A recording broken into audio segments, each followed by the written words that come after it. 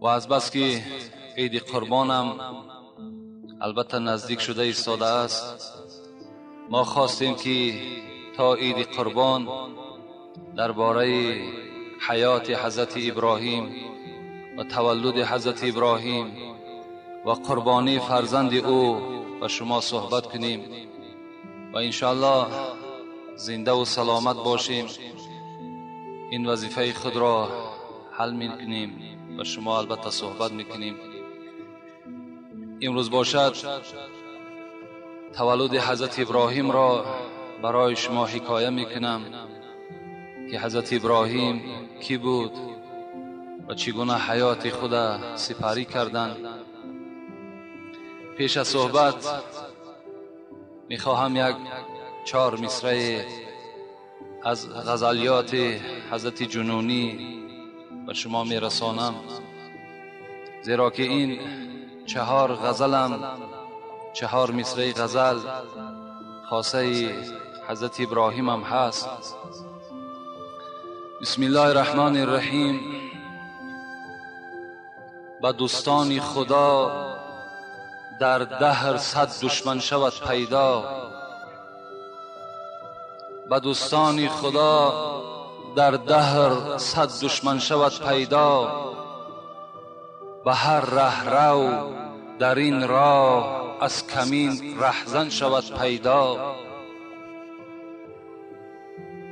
به هر کس از گمانی نیک بر سر دست می مالم، به دستم از کلاهی نخوتش سوزن شود پیدا. خدا رحمت و مغفرت کند حضرت جنونی را که بسیار یک مصرع‌های خیلی پرمضمونی برای ما و شما ایجاد کردند. میگوید به دوستان خدا در دهر 100 دشمن شود پیدا. هر کجایی که دوست خداست، هر کجایی که زحمت کننده در راه اسلام است، در راه قرآن است، البته دشمنهای خیلی زیاد را در اطراف خود دارند. هر جا که دوست خداست البته اونجا دشمنهای اون دوست خدا هم موجود هست. چنین شد حکمت تقدیر غفار، برویاند به نزد هر گل خار، کند 100 دشمن پیدا به هر دوست که دائم در پی آزردن اوست. حضرت مولوی میگوید هر جایی که یک گلی که شما شکفته دیدید، اگر اطراف وی را نظر کنید البته یک خار در پهلوی او هست. و هر جایی که اگر دوست خدای را شما دیدید تصور کنید که وی خیلی دشمن زیادی را در اطراف خود دارد. اشد البلاء علی الانبیاء والاولیاء، البته سخترین مصیبت ها و سخترین مشقت ها اولا بر پیغمبر هاست و بعداً به تمام آن دوستانی که خدای مهربان ما و شما دارد.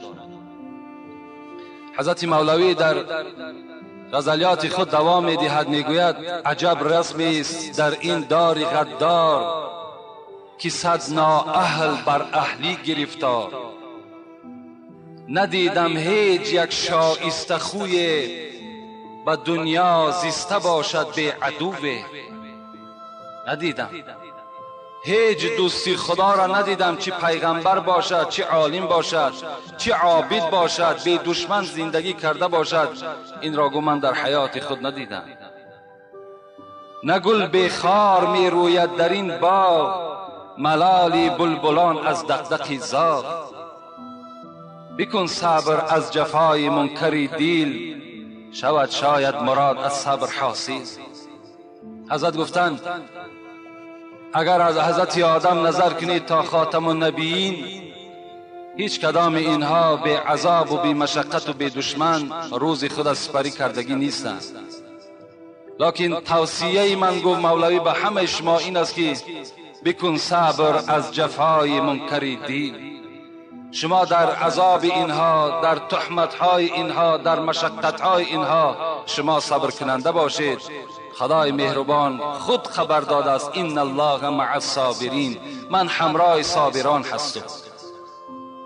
دوستم را برای همین در مشقت و در بلا میپرتام تا که وی صبر کند و من در صبر کردگی او را مکافات جزیل نصیب بگرداند.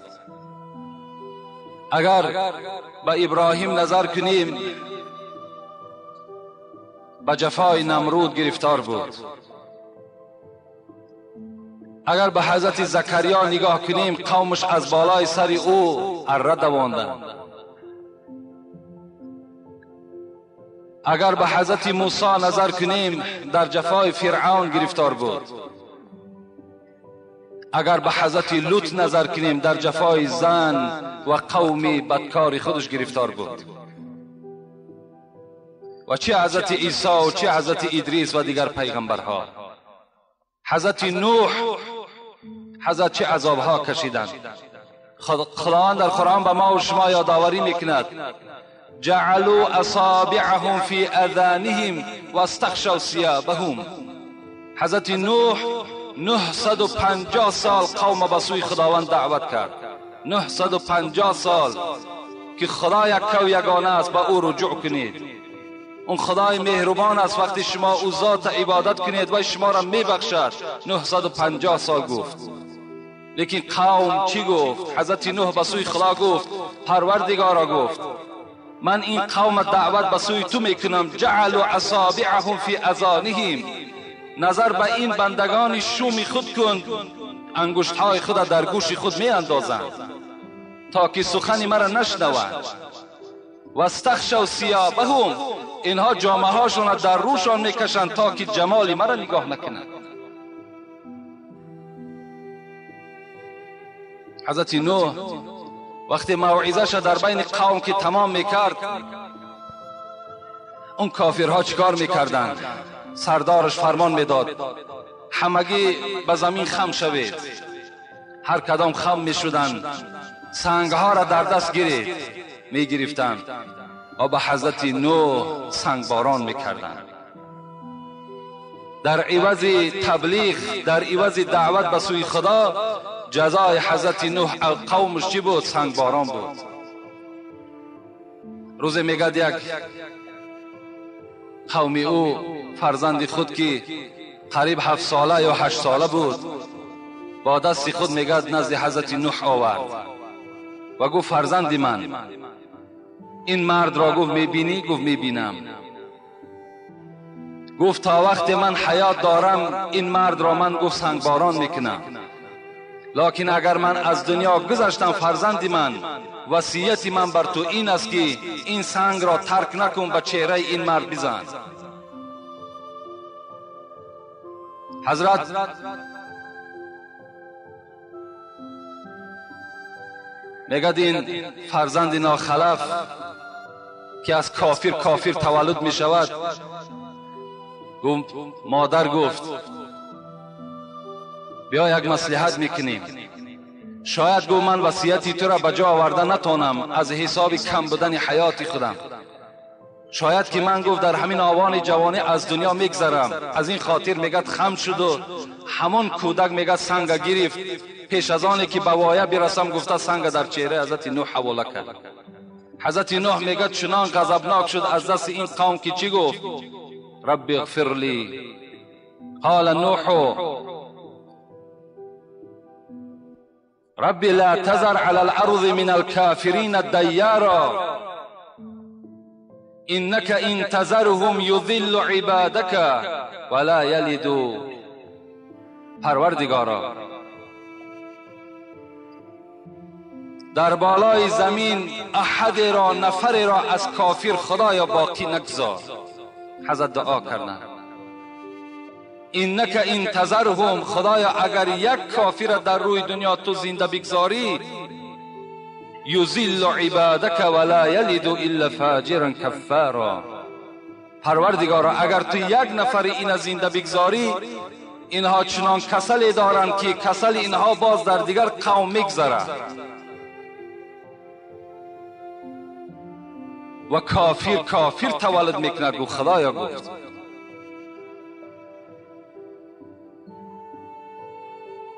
چی جفاهای رسول اکرم، چی جفاهای صحابه های پیغمبر. همه دوستان خدا در عذاب و در مشقت ها گرفتار بودند. چه حضرت ابوبکر صدیق، چه حضرت عمر که چی یک دویم یار پیغمبر خدا، چی یاری مهربان بود، چی خدمتگار پیغمبر بود. لیکن در محراب در حالت نماز از دست ابو لؤلؤ فیروز، این بدبخت مجوسی بود، 3 کارد در شکم خود خورد و در همون محراب چکار کرد؟ در همون محراب اگرچه جان را به حق تسلیم نکرد، لیکن از پا افتیدند و در بالای محراب حتی حضرت چنان محب خدا بودند که فریاد زدند عبدالرحمن ابن عوف در بین قوم هست؟ گفتند بله هست. گفت به پیش بیا نماز را بخوان تا که از پس تو نماز بخوانی، زیرا کافر بر من چکار کرد که دیگر من قوت امامی ندارم. حضرت عثمان در حالت قرآن خوانی بودند، در سوره رسید، در آیت رسیدند فسیکفیکهم الله و هو السمیع العلیم. این آیت سوره بقره در رسیدگی ده که از ریش مبارک قپیدند و این سر حضرت را هم چکار کردند؟ از تن جدا کردند. حضرت علی رضی الله عنه عادت مبارک همین بود، وقتی به مسجد که می آمد فریاد زدن نماز نماز نماز. و اون کسی که آماده کشتن حضرت علی بود نزد مسجد پنهان بود. وقتی حضرت علی میگوید قدم به همین مسجد گذاشتگی ده، شمشیر در فرق سر او زده. حتی میگه چنان شمشیر تأثیری کرد صاحب کتاب خلفای راشدین که همون شمشیر تا راست دماغ حضرت میگه پایان شد. امام حسن میگوید من از قفای پدرم بودم، من همون شرقاس شمشیر را شنیدم.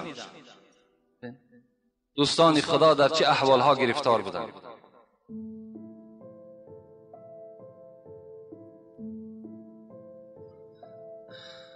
و حضرت ابراهیم هم یکی از همان پیغمبرهایی هست که از دست پدری خود، از دست مادری خود، از دست قوم خود، از دست پادشاه همون زمانه نمرود خیلی جفاهای زیاد کشیدند. اعوذ بالله من الشیطان الرجیم. بسم الله الرحمن الرحیم. ما كان إبراهيم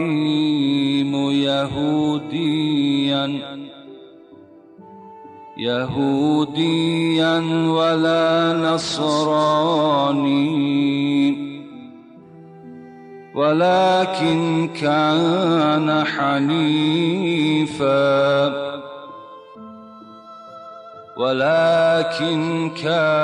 حنيفا مسلما وما كان من المشركين. إن أولى الناس بإبراهيم للذين اتبعوه هذا النبي والذين آمنوا والله ولي المؤمنين. صدق الله العظیم. آیتی که تلاوت کردیم از سوره مبارکه آل عمران است که خدای مهربان به ما و شما خبر می‌دهد ابراهیم نه یهودی بود، ابراهیم نه نصرانی بود، ابراهیم نه از ملت یهود بود نه از ملت نصرانی بود و نه عقیده باطله که یهودی ها داشتند نصرانی ها داشتند. در ابراهیم این عقاید وجود نداشت. ولکن کان حنیفا مسلما. ابراهیم خالی از این عقیده یهودی ها و نصرانی ها بود و او مسلمان بود. حضرت ابراهیم مسلمان بود. مسلمان گفتگی معنای او را ندارد که پیرو قرآن بود، بلکه تسلیمی به امر خدا بود. و ما کان من المشرکین، خدا میگوید و وی مشرکی بر خدا نبود. یک گروه یهودی ها و نصرانی ها نزد پیغمبر ما و شما آمدند و گفتند محمد صلی الله علیه و سلم، با این ابراهیمی که تو می نازی و می گویی که وی پدر من است، آگاه باش که ما بر اون نزدیکتر و سزاوارتریم، زیرا وی از قوم یهودی هاست. آیت نازل شد ان اول الناس بابراهیم للذین اتبعوه صلی الله علیه و سلم. محمد بر این قوم یهود خبر بده، نزدیکترین و سزاوارترین به ابراهیم کسانی هستند که پیرو ابراهیم هستند. هذا النبی، خدا خبر داد محمد بر اونها خبر بده که تو از اونها دیده به ابراهیم نزدیکتر هستی. والذین آمنوا، و ای محمد امتهای تو به ابراهیم نزدیکتر است. والله ولی المؤمنین، خداوند کارساز مؤمن هاست. الحمدلله که ابراهیم یهودی نبوده است. الحمدلله که ابراهیم نصرانی نبوده است. الحمدلله، زیرا که به قوم یهود خدا غضب کردگی است. یهود از روز اول دشمن مسلمان بود تا امروز دشمنی خودش را ظاهر کردگی است. پیغمبر خدا در جامع ترمذی میگذرد، حدیث میگوید ان لكل نبی ولایت من النبیین. پیغمبر ما و شما گفتند هر یک پیغمبر در بین این قدر پیغمبری که از آدم گذشت تا دوره من با خود یک دوستی دارد. هر پیغمبر با پیغمبر دوستی دارد. گفت و این ولی منهم ابی و خلیل رب عز و جل ابراهیم. پیغمبر خدا گفتند و دوست من گفتند و پدری من، این دوستی خدایی که او عز و جل است، این ابراهیم است. این پیغمبر ما و شما گفتند پدری من و دوستی من از بین پیغمبرها این ابراهیم است. خدا در قرآن میگوید و اذ ابتلی ابراهیم ربه بکلمات فاتمهن. خداوند میگوید ما ابراهیم را با چند کلمات آزمایش کردیم، سنجش کردیم که او این کلمات را خوب انجام داد. ابن کثیر از ابن عباس در تفسیر خودش روایت میکند این کلمات چی کلمات بود، چه آزمایش کرد ابراهیم را. حضرت ها گفتند این 10 سنت بود. 10 سنت بود که پیغمبر ما و شما هم این 10 سنت را برای ما و شما سنت گردانید. که اینها چی هست؟ 5 فی الرأس و 5 فی البدن. پیغمبر خدا گفت 5 سنت او در سر شماست و 5 سنت وی در بدن شماست.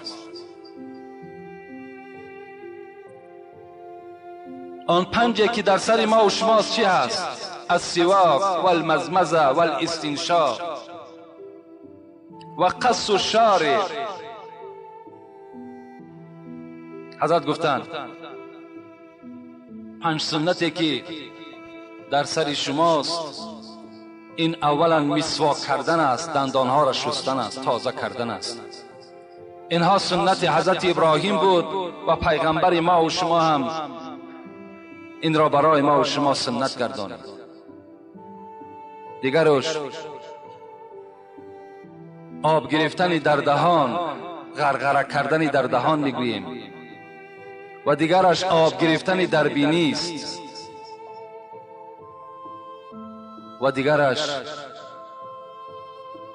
قص و شارب، برودها را کلته کردن است. خلاف مردم یهود که مردم یهود بروتهای خودشان دراز دراز کشال میکنن، حتی در طعام خوری هم آنها را خلل پذیر میشود که پیغمبر ما و شما گفتند بروتها را کلته کنید. در بعضی از فتواها می آید چنان کلته کنید که در دستهای شما نیاید، با قیچی گیرید. و فرق الرأس و پنجم سنت در سربودگی را حضرت گفتن این مویهای خود دو فرق کردن است.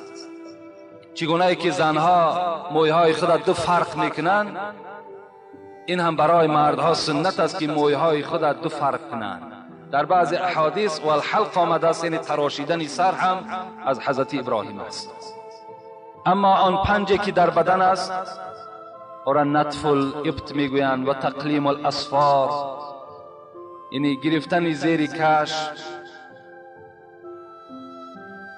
و گرفتن ناخونها و حلق العانه و گرفتن مویهای زیر ناف و الختان ختنه کردن و استنجا کردن. این پنج سنتی که در بدن ما و شماست، اینها هم از سنت های حضرت ابراهیم بودند که به ما و شما سنت گردیده است. در شهر بابل عراق امروزه پادشاه بود میگد به نام نمرود که مفسران میگویند این نمرود 400 سال پادشاهی کرد. 400 سال در تخت پادشاهی نشستگی بود. عمر مردم اون زمان ها از این امتهای پیغمبر ما و شما خیلی زائد بود. عمرهای 400 ساله داشتن، 700 ساله داشتن، 600 ساله داشتن. میگوید در اولی پادشاهی خودش بسیار عدالت داشت. هر مردمی که می آمد برای احتیاجی او را برآورده میکرد. بسیار مرد حلیم بود.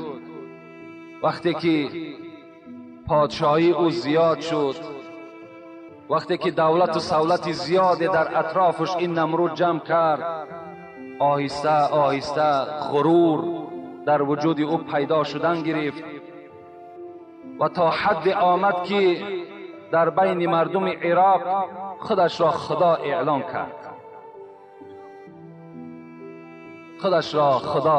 کرد.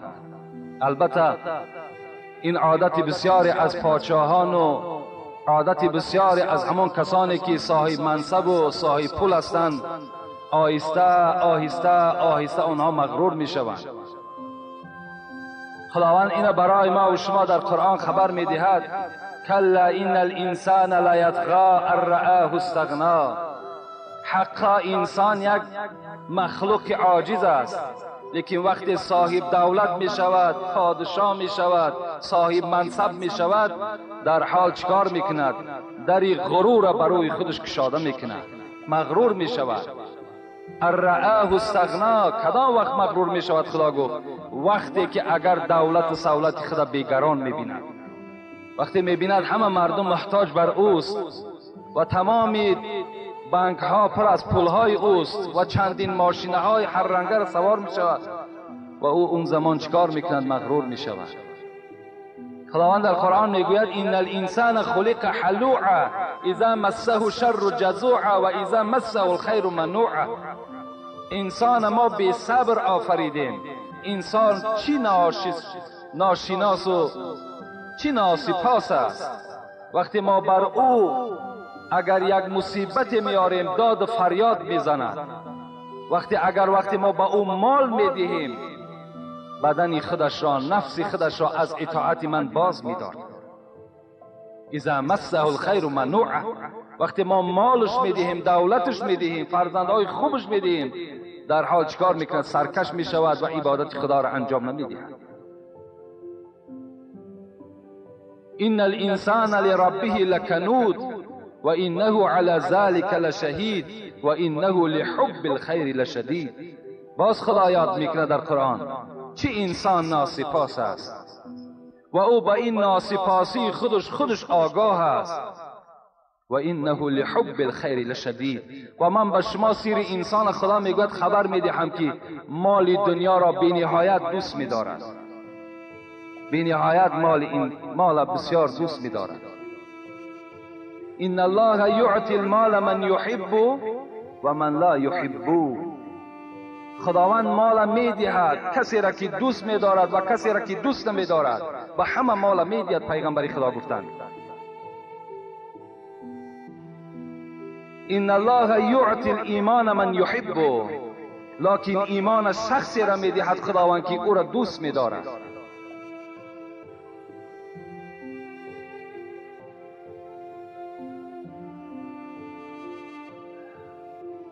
نه لایق بر غرور است و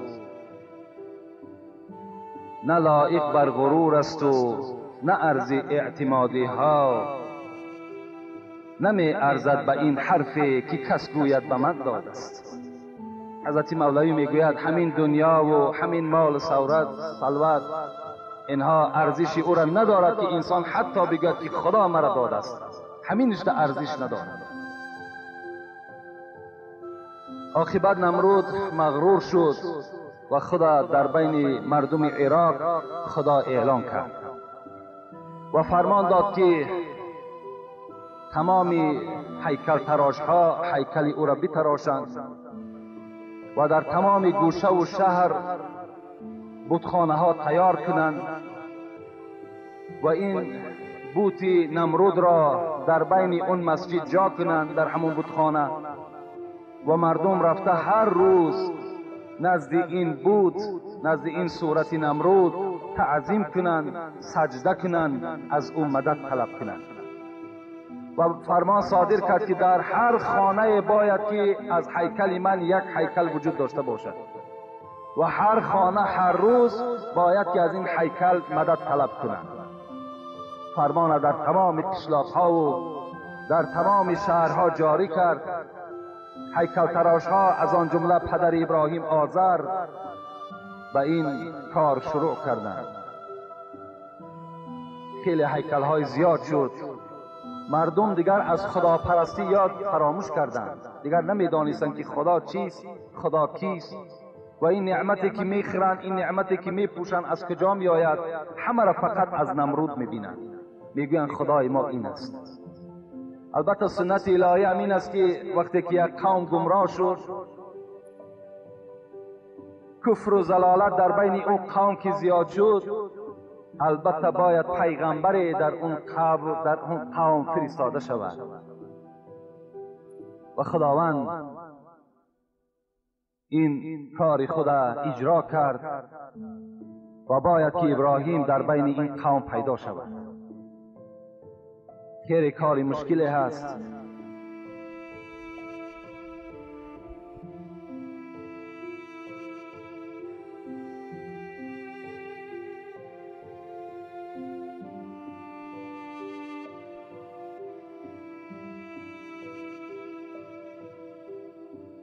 اما برای ما و شما آورده رسانید. اگر امروز ما و شما به آسانی همین اسلام با یک پارچه آرد و با یک کیلو روغن این یهودی اگر اسلام تسلیم کنیم، باور کن از ما و شما در بنده زیانکار نیست. از ما و شما در بدبخترین انسان در روی دنیا دیگر وجود ندارد که این دشمنی خدا در ما و شما به ارزانی این اسلام به خون و به جان آمدگی را تسلیم کنیم.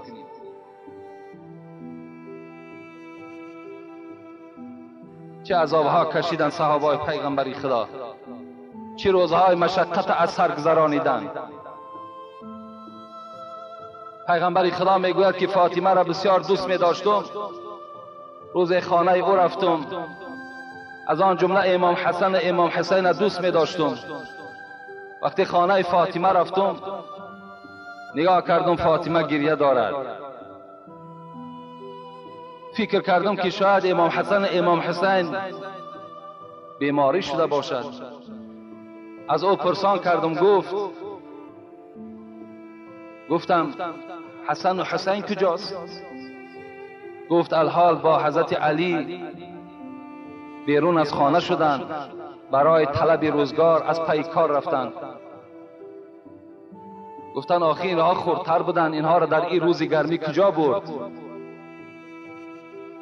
گفت پدر گفت قسم به عظمتی آن خدایی که مرا آفرید، این سحر وقتی که ما دسترخوان پرتافتیم از نعمت خدا چیزی نیافتیم که حتی برای چشیدن برای ما قناعت کنه. برای چشیدن چیزی در خانه نبود. و امام حسن امام حسین که خیلی گریان شدن، اینها را علی با همراهی خود برد تا که مرا اذیت ندهند. و گفت پدر جان، گفت 3 روز شد که دختری تو و داماد تو و نبیره های تو گرسنه هستند. 3 روز. این روز الحمدلله که در خانه ما و شما خوراک یک روزه یافت می شود. الحمدلله که در خانه ما و شما آنقدر طعامی هست که ما و شما هلاک نمیشیم. یک آزمایش خداست. خداوند شما را در گرسنگی و در قحطی می سنجد. خوشبهاتون که اگر طاقت داشته باشین.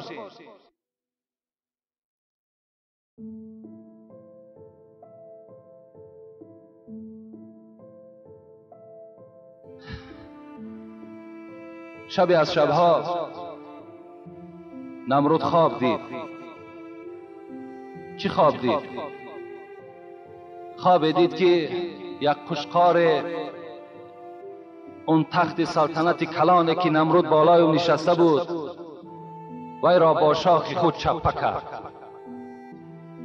سحر بیدار شد، میگد یک ترس، یک وایمه در وجود این نمرود پیدا شده است و تمام منجم ها و ستاره شناس ها و سحرگرها را نزد خود فیراد کرد و در بین آنها خواب خودش پیشنهاد کرد. گفتیم شب این خواب را من دیدم، کنی تعبیر کنین این چی تعبیر داشته باشد؟ این منجم ها خیلی باسواد بودند و خیلی دانا بودند و فسیرای قرآن اینا یادآوری میکنند در قرآن و گفتند پادشاه، گفتند تعبیر خواب تو خیلی ناخوب است. گفتند چی ناخوب است؟ گفتند باید فرزند به دنیا بیاید که عاقبت این سلطنت تو را چپه میکند و این خدا بودن تو را انکار میکند. نمرود میگه وجودش در لرزه در آمد. چیکار کرد؟ چیکار کنیم؟ باید که پیش این کار گرفته شود. یک جای مصلحت کردند.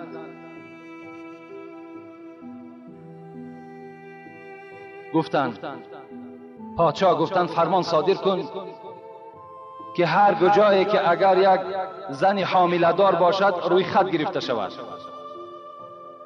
و در کجایی که فرزند زاییده شد همان زمان سر او را بریده شود. با این گفتند ما از این فرزندی که به دنیا می آید نجات می یابیم و این تخت از دست تو نمی رود. این علاج واقعه گفت از همین است خلاص. پادشاه برای آنه که تخت از دست نرود و همه کار چی است؟ قادر است، تیار است. اگر هزارها نفر مرد میلش، لیکن تخت از دست نرود. فرمان صادر کرد. گروه های خود در هر قشلاق ها و در شهرها و در ناحیه ها پرتافت. همان سال مورخان میگویند که 100,000 طفل را میگه سر بریده شد. 100,000 طفل برای آنه که این فرزند به دنیا نآید 100,000 او را میگه سر بریدن. شاعر میگوید 100,000 طفل سر ببریده شد، 100,000 طفل سر ببریده شد تا خلیل الله صاحب زنده شد. خدا چی میگوید؟ اگر خواهد نگه دارد کسی را چی باک از یک جهان آتش خسی را.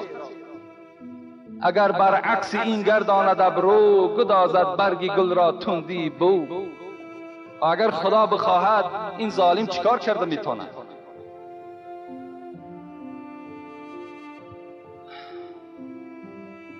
آذر پدر ابراهیم بود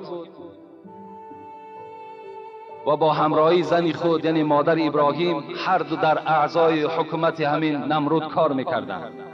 آدمهای نزدیکترین نمرود بودند و این مادر ابراهیم حامله دار شد. مورخان میگویند خیلی زنی فربه بود و هرگاهی که لباس میپوشید لباسهای خیلی کلان میپوشید که حتی یعنی جسد این زن نمایان نبود. و این مادر ابراهیم در همون سالی که فرمان نمرود صادر شده بود حامله دار شد. حمل در شکمش پیدا شد و وقتی تولد ابراهیم نزدیک شد بعضی مورخان میگویند که در همون تهخانه خودش ابراهیم را زایید.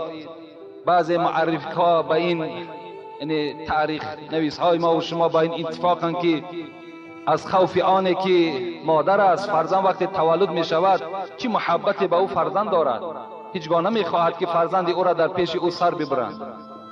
و از خوف نمرود میگد از شهر بیرون شد با یک غار داخل شد و در همون داخل غار میگد ابراهیم را تولد کرد و او را میگد بدنش تازه کرد، بالتها پیچانید و در همون داخل غار گذاشت، دهن غار را محکم کرد و گفت از آنی که کار به حلقی دوانده می شود یک درنده است خزنده است، اگر ای را تناول کند این برای من بهتر است تا که به چشم خود نبینم. ابراهیم میگه اونجا گذاشت و به خانه آمد. و بعضی روایت ها این است که به آذر خبر داد که آذر گفت آن فرزندی که در شکم من بود تولد کردم لکن مردگی بود برده او را گراندم. آذر را از این واقعه هم میگه عائلش خبر داد. و بعضی روایت ها که بعد 3 سال به آذر خبر داد. خلاص ابراهیم به دنیا آمد. از بین 3 روز گذشت. مادر ابراهیم دیگر در خانه طاقت نکرد. او رفته یک حال فرزندی خود خبر بگیرم در کدام صورت باشد، در کدام احوال باشد، شاید درنده او را خورده باشد یا شاید کسی وی را برده قتل کرده باشد. خلاص رفته دیدن در کار آمدند. وقتی میگه مادر در غار کشادند، غار گویا که یک چراغ میسوزد، چقدر روشن میگه زیبا. و مادر ابراهیم وقتی به سوی ابراهیم نگاه کرد میگه یک انگشت ابراهیم در دهنش میگه گذاشتگی بود. وقتی انگشت از دهان او میگه بیرون کردیم از نوک همین انگشت فواره شیر میبرامد. تربیت کننده ابراهیم همون الله هست. مادر میگه گریان شدن گفتند باوری دارم که این فرزند من ضایع نمی شود. مادام این فضیلت و این بزرگی را وقتی که این در کودکی صاحب است این فرزند من ضایع نمی شود. زیرا خدا در قرآن میگوید ولقد آتینا ابراهیم رشده من قبل و کنا به عالمین. ای مردم آگاه باشین که من ابراهیم را در سن به بلوغ نرسیدگی نبوت کرده بودم. خدا میگوید ما ای را علم نبوت در همه خوردی داده بودیم. همین گونه مادرش 3 سال در همین غار می رفت می آمد. در این غار میگه ابراهیم با وایه می رسید و بعضی مورخا که 15 سال در همین غار ماند. آیسته آیسته میگه جسدش حضرت کلان می شد، روز به روز با وایه می رسید. بعد 3 سال گذشتن روز میگه مادرش شبها با پیشش می آمد. شب بود میگه نزد ابراهیم در آمد. ابراهیم زبانی گویا الکی پیدا کرده بود. میگه از مادرش پرسید مادر جان گفت چرا که من در داخل این غار هستم؟ آیا بیرون دیگر یگان دنیایی نیست؟ آیا در بیرون زندگی کردن اجازت نیست؟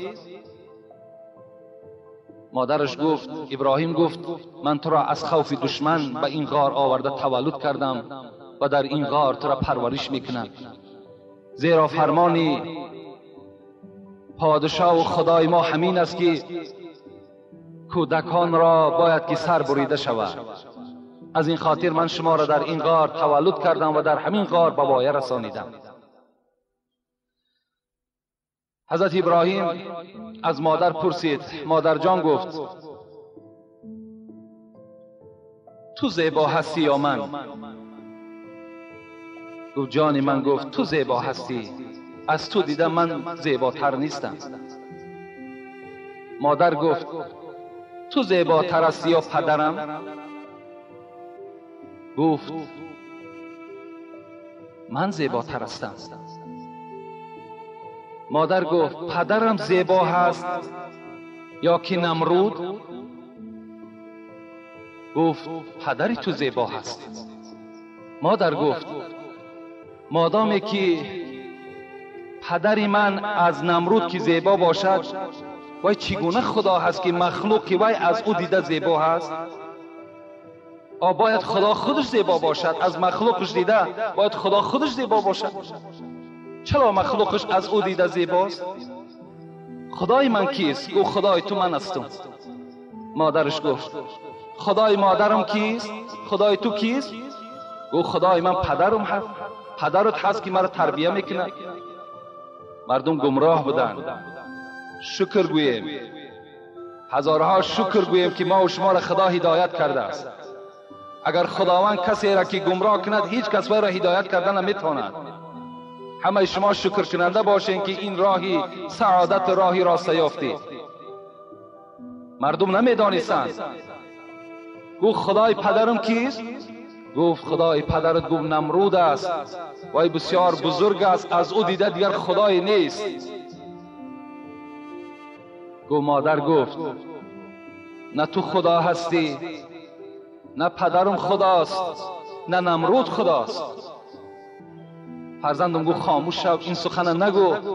اگر نمرود از این حالتی تو آگاه شود، هر آینه تو را به قتل میرساند. عاقبت میگد این مادر ابراهیم پیشی بر کردن و به خانه آوردن. آزر وقتی میگد این زیبایی این فرزند دید، در حال میگه شیفته و عاشق شد و پرسان کرد این کیست؟ گفت آزر گفت این همون فرزندی هست که من بر تو گفته بودم که در حالت تولد فوتید، لیکن این نفوتیده بود. این ما در غار تربیه کردی، این همان است. این فرزندی توست. گفت آزر. آزر میگد گرفت در آغوش کشید ابراهیم و در بغل خود شناخت. و آزر میگد مادامی که علم پیش از بلوغ بر او خداوند نصیب کرده بود، همان سوالهایی که به مادر کرده بود به همین پدرشم کرد. وقتی پدر میگد این سوالها و این جوابها را از ابراهیم شنید، غضبناک شد که تو بر خدای من این چنگونه معامله میکنی گفته و یک شفاطی میگه در چهره ابراهیم زد. ابراهیم میگه چیزی نگفت و روز به روز ابراهیم به وایه میرسید و به ضد آن بت‌هایی که بتخانه ها آراسته بودند و در هر خانه بت‌ها بود، از آن جمله پدر ابراهیم آزر خود که بت تراش بود در خانهش چند بت داشت و هر روز ابراهیم میگه نگاه میکردم که در زیر همون بت میغلطید، زاره و تولا میکرد. همون بت‌ها را دائم انکار میکرد و سوی اونها مسخره میکرد، اونها را به دست خود میگه چپه میکرد. پدرش این حالت دید بسیار ناراحت میشد و دائم میگه حرکت میکرد که نمرود حرکت میکرد که ابراهیم را به این بت‌ها چکار کند، رام کند. کاش که ابراهیم هم به این هیکل نمرود تعظیم کند، لکن آزر خود درک ندارد که فرزند او پیغمبر است. اون علم نبوت دارد، از این درک ندارد. میگه روزی از روزها پدرش که بسیار بت‌های زیبا میتراشید و از حساب همون زندگی میکرد، میگد یک بت خوب و زیبا را تراشید و در دست فرزندش ابراهیم بزاره و تولا داد که اینا برده در بازار فروش و سوم او را در جان خودت صرف کن. این یک حیله بود، یک حیله هست که چگونه که امروز مردم یهود با پول و با مال ما و شما را شفته میکنند، ما و شما را از راه اسلام دور میکنند. پدر ابراهیم هم خواست که با پول فرزند خودش را چکار کند؟ بت پرست بسازد. ابراهیم سخن پدر را قبول کرد و این بت خردک که صورت ابراهیم بود میگد گرفت و بیرون از دروازه کرد و یک بند را آورد میگد در گردن این هیکل داخت و کشیده میگه بدرون همون لای و افلاسی ها میگه با بازار بردش. تمام مردم وقتی که میدیدن این هیکل نمرود در زیر جویبار و افلاسی ها در دست این جوان خورد کشالکنان به بازار میبرد، همه در وجود اونها ترس و وایمه پیدا شد. در حال نماینده های پادشاه و پادشاه خبر رسانیدند که در شهر ما و شما جوان پیدا شده است که هیکل تو را در این احوال چکار کرده است؟ قرار داده است. گفتن این کی است؟ گفتن این فرزند آزر است. آزر که بسیار به نمرود ایمان کلان داشت و خدا بودن او را اقرار داشت و بسیار خدمتگار بود. حتی بعض مورخان میگویند که همین پدرش در حال رفته به نمرود خبر داد که نمرود گفت در خانه من گویا فرزندی هست که دائم هیکل ها و بت ها را سرزنش میکند. من میترسم که همون فرزند همین نباشد. روز نشود که اگر این فرزند سلطنتی را چپه کند و خبر دهی که من به شما خبر نداده باشم. چگونه پدرهای شکی و بدبخت وجود داشتند. در حال میگه نمرود دعوت کرد که این جوان به پیش من فریاد کنید. این ابراهیم میگه به نزد نمرود در آمد و نمرود بالای تخت خود نشسته بود. عادت مردم همین بود که وقتی که درگاه این شاهد که داخل می شدی در حال زانوها را قد میکنی و در پیش پای او سجده میکنی. ابراهیم قامت خودم میگه خم نکرد، راست میگه و پیش نمرود رفت. نمرود میگه گشته گفت اینجا عادتی هست، نزد من باید که تو تعظیم کنی، سجده کنی، من خدای تو هستم. ابراهیم میگه گشته گفت تو خدای من نیستی. گفت خداوند در قرآن حکایت میکند اذ قال ابراهیم چی گفت به سوی نمرود؟ ربی الذی یوحی و یمیت. نمرود گفت خدای من آن ذاتی هست که زنده میگرداند و میمیراند. قال انا اوحی و امیت. نمرود بدبخت و احمق کی بود چی گفت؟ گفت خدای تو میمیراند و زنده میگرداند؟ گفت بله. گفت این قدرت من هم صاحب هستم، من هم گفت میمیرانم، من هم گفت زنده میگردانم. فرمان داد میگد همون مسئولین خدا که از زندان 2 نفر نزد من بیارید، یکیش حکم قتل داشته باشد، یکی حکم آزادی. آوردن نزد ابراهیم میگد فرمان داد که این حکم قتل به قتل برسانید، به قتل رسانیدن. اینش گفت که زنجیرها را از دستش کشاده کنید، جواب گو را زندگی کن. و به جان ابراهیم گشت و گفت دیدی؟ گفت اینش گفت نابود کردم، میراندم، اینش زنده گردانیدم. ابراهیم میگه تفکر کردن و احمقی او در نزد ابراهیم باز ظاهرتر شد که زنده گردانیدن معنای او را ندارد یا میرانیدن این معنا را ندارد. زنده گردانیدن این است که نابود را پیدا میکند و میرانیدن به واسطه کارت نیست. و ابراهیم میگه با سوال داد اذ قال ابراهیم فإن الله یأتی بالشمس من المشرق فأتی بها من المغرب. نمرود گفت اگر تو دعوای خدایی داری، خدای من گفت ابراهیم چنان خدایی هست که آفتاب را از مشرق میبرارد و در مغرب پایان میکند. اگر تو خدا باشی کنی آفتاب از مغرب به طرف مشرق ببر. خدا میگوید که فبهت الذی کفر والله لا یهدی قوم الظالمین. نمرود از این سوال میگه ابراهیم در حیرت افتاد که این چی سوال بود، این چی عمل بود که بر من فرمایش داد. مفسرای قرآن میگن همین زمانی که ابراهیم این سخن به نمرود گفت، در حال جبرائیل پایان کرد و گفت به ابراهیم خبر بده اگر مبادایی که این نمرود از تو طلب کند که کنی تو از مغرب آفتاب را به سوی مشرق ببر، ما آفتاب را در اختیار ابراهیم دادیم. ما آفتاب در اختیار ابراهیم دادیم. اگر مبادای این کافر اگر از ابراهیم سوال کند،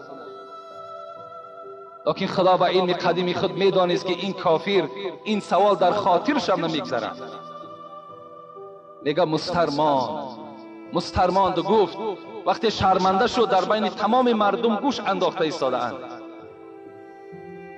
چی گفت؟ گفت آذر گفت من به این بزرگی و خداگی خود این جوان بی عقل را می بخشم، این ابراهیم را می بخشم. الحال ای را گو من هیچ حکم در حق این نمی کنم. این را خانه ببر، تربیه کن، نصیحت کن. این سخنهایی که میگوید این از حساب بی عقلی است، از حساب جوانیش است. برای همین خوب تربیه کن. اگر مبادایی که اگر در تربیه راست نشد و سخنی ترا گوش نانداخت، این زمان بر من شکایت کن، من بر این حکم آخرین را صادر میکنم. و حضرت میگوید از قصر بیرون شدند، از قصر بیرون شدند، با همراهی آذر به خانه آمدند. پدر خیلی خجالت که از پشت این فرزند خود در نزد پادشاه ما اینقدر خجالت زده شدیم، در نزد پادشاه خود آبرو و قدر و قیمت خود گم کردیم، با این فرزند چیکار میکرده باشیم. آمد و با ابراهیم باز تربیه خدا، تربیه احمقانه و باطلانه خدا چیکار کرد؟ دوام داد. با قصد ابراهیم روزها میگه در زیر همون بوت نمرود آذر میگه سری خدا میگذاشت، زاره و تولا میکرد، گریه میکرد، از او هر چیز طلب و تمنا میکرد. ابراهیم این حالت میدید خیلی غضبناک میشد. و روز از روزها خیلی بیقرار شد ابراهیم که این آخران صحبت ابراهیم با این پدر بدبخت و با این مادر بدبختش بود. اونها را فیراد کرد و نزد خود شناند و با اونها چی گفت که قرآن به ما و شما حکایت میکند. اذ قال لأبیه لما تعبد ما لا يسمع ولا يبصر ولا يغني عنك شيئا. پدر جان گفت. ابراهیم بسیار با یک زبانی خوبه، با یک زبانی خیلی ملایم با پدر خود نصیحت میکرد. مفسرای قرآن هم در شأن همین آیت آوردن که فرزند حق دارد که پدر خود نصیحت کند. می تواند که فرزندی که اگر خدا او را هدایت کرده باشد و او را اسلام نصیب گردانده باشد و پدری که عرق نوش باشد، زناکار باشد، بی نماز باشد، فرزند می تواند که پدر خدا با نرمی و با ملایمی دعوت به سوی خدا کند. این ده حق دارد. چگونه ای که ابراهیم الحال پدر خدا نصیحت میکند. چی گفت؟ پدر جان گفت لما تعبدو ما لا یسمع. پدر جان گفت این هیکل نمرود است، این خود به دست خود تراشیدی، چرا تو وی را عبادت میکنی؟ لا یسمع. این بت گفت نمیشنود، زاره و تولای تو را نمیشنود. ولا یبصر. این بت نمیبیند. ولا یغنی عنک شیئا. هیچ ضرر را از بالای تو دور کردن نمیتواند و به تو هیچ منفعت هم رسانده نمیتواند. یا ابت انی قد جاءنی من العلم. در دوام باز گفت، پدر جان گفت آگاه باش که خداوند مرا پیغمبر ساخته است و علم وحدانیت را بر من نصیب گردانیده است. فاتبعنی اهدیک صراطا سویا. پدر جان گفت پیروی من شو، پیروی آیت های خداوند شو، پیروی کتاب من شو. اهدیک صراطا سویا. پیروی من شدن گفت معنای این را دارد که تو راه راست و راه سعادت را میابی. یا ابت لا تعبد الشیطان ان الشیطان کان للرحمن ولی عصیا. پدر جان گفت تو شیطان را عبادت نکن، این شیطان است. گفت این هیکل و این بت اینا شیطان هستند، اینا گفت تو عبادت نکن، زیرا این که شیطان در نزد خداوند عاصی و گناهکار است. یا ابتی اینی اخاف ان یمسک عذاب من الرحمن.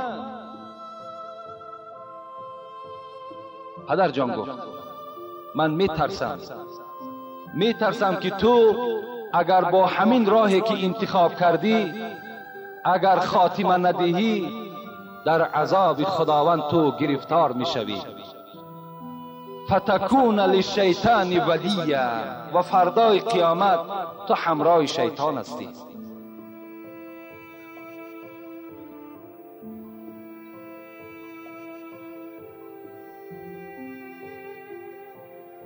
این نصیحت ها را حضرت ابراهیم با یک سوز دل با پدر خود انجام داد. لکن از جانب پدر چی صدا آمد؟ وقتی ما کم است نمیخواهم که این دوام قصه را البته در این مدت قلیل انجام دهیم، زیرا این پدر شقی و این پدر بدبخت در این جواب فرزند که با یک نرمی و با یک ملایمی نصیحت های بهترین را انجام داد چی جواب گفت؟ انشاءالله خدا خواسته باشد فردا در جمعه آینده دوام این صحبت و اگر وقتها شود چگونه حضرت ابراهیم را بعد آنی که باز مبارزه به سوی بتها برد چگونه در آتش نمرود کشید. چه که برای من خداوند داده است برای تو نداده است. اهدیک صراطا سویا. از تو التماس دارم پدر جان پیروی من شو. اگر پیروی من بشوی تو آخرت چیکار میکنی؟ نجات میابی. یا ابتی لا تعبد الشیطان ان الشیطان کان للرحمن عصیا. خدا میگوید باز چی گفت ابراهیم؟ گفت پدر جان گفت تو شیطان را عبادت نکن. این هیکلی که الحال تو راست کردی او را به حیث خدا تو عبادت میکنی، این شیطان است و شیطان در نزد خداوند گناهگار است. تو این را عبادت نکن. لا تعبد الشیطان ان الشیطان کان للرحمن عصیا. یا ابتی باز گفتن پدر جان گفتن اینی اخاف ان یمسک عذاب من الرحمن فتکون للشیطان ولیا. پدر جان گفتن من میترسم بسیار ترساننده هستم که اگر تو از همین عبادتی که الحال هیکل ها را پرستش میکنی اگر دست نکشی تو در عذاب خدا گرفتار میگردی و تو روز قیامت همراه شیطان هستی. این نصیحت های خیلی قیمت حضرت ابراهیم برای پدری خودش کرد. لیکن پدری که نصیحتی نیکه وقتی گوش نمی کند، وقتی نصیحتی خوب برای او خوب نمی آید، وای در جواب چی گفتن؟ قال اراغب انت عن آلهتی یا ابراهیم. گفتن ابراهیم گفت تو الحال این دعوتی که مرا به سوی خدای خود کردی از این معلوم می شود که تو بر همین خدای ما عبادت نمی کنی؟ گو نگو، من تو را عبادت، من تو را دعوت دارم که این خدا نیست، این شیطان است، تو این را عبادت نکن. پدر در غضب شد. لئن لم تنتهی لارجمنک واهجرنی ملیا. اینا پدر چی گفت؟ گفت اگر گفت ابراهیم گفت اگر به شرطی که تو از خدای ما، از عبادت این خدای ما اگر رو میگردانی من تو را هر آینه گفت سنگسارت میکنم. وهجرنی ملیه، رو گو من دیگر فرزند ندارم. پدری که در تقدیر او اگر خداوند سیاهی را کشیده باشد، بدبختی را کشیده باشد، چی میگوید؟ وهجرنی ملیه، رو از پیش من که دیگر من فرزند ندارم، تو برای من فرزند نیستی. حضرت ابراهیم بعد شنیدن این جواب دغلانه پدر چی گفت؟ سلام علیک. حضرت یگان غضبناک نشدن، یگان استراب ده هم نه آمدن، بلکه گفتن سلام علیک ساستغفر ربک انه کان بی حفیه. پدر جان گفتن اگر چنده که جوابی تو خیلی جواب نامعقول بود برای من، اگرچه دل من برای تو خیلی می سوزد، زیرا که این راهی که تو اختیار کردی راه دوزخی هاست، لکن تا وقتی که من جان در بدن دارم از خدای خود طلب مغفرت در حق تو میکنم که خدا تو را هدایت بکند. این حضرت ابراهیم به سوی پدری خود گفت من میروم، گفت من خانه شما را ترک میسازم، برای من این گونه پدر و مادر مشرک لازمم نیست، من میروم، لیکن تا روز رفتن چیکار میکنم؟ من از خدای خود در حق تو طلب مغفرت میکنم. این حضرت ابراهیم برای پدری خود گفت و چیکار کرد؟ میگد بعد این مفسرای قرآن میگوید که دیگر با پدری خود گپی نشدن، ملال شدن، دیگر پدر و مادر برای ابراهیم یک کسی بیگانوار حساب میافت. و بعد این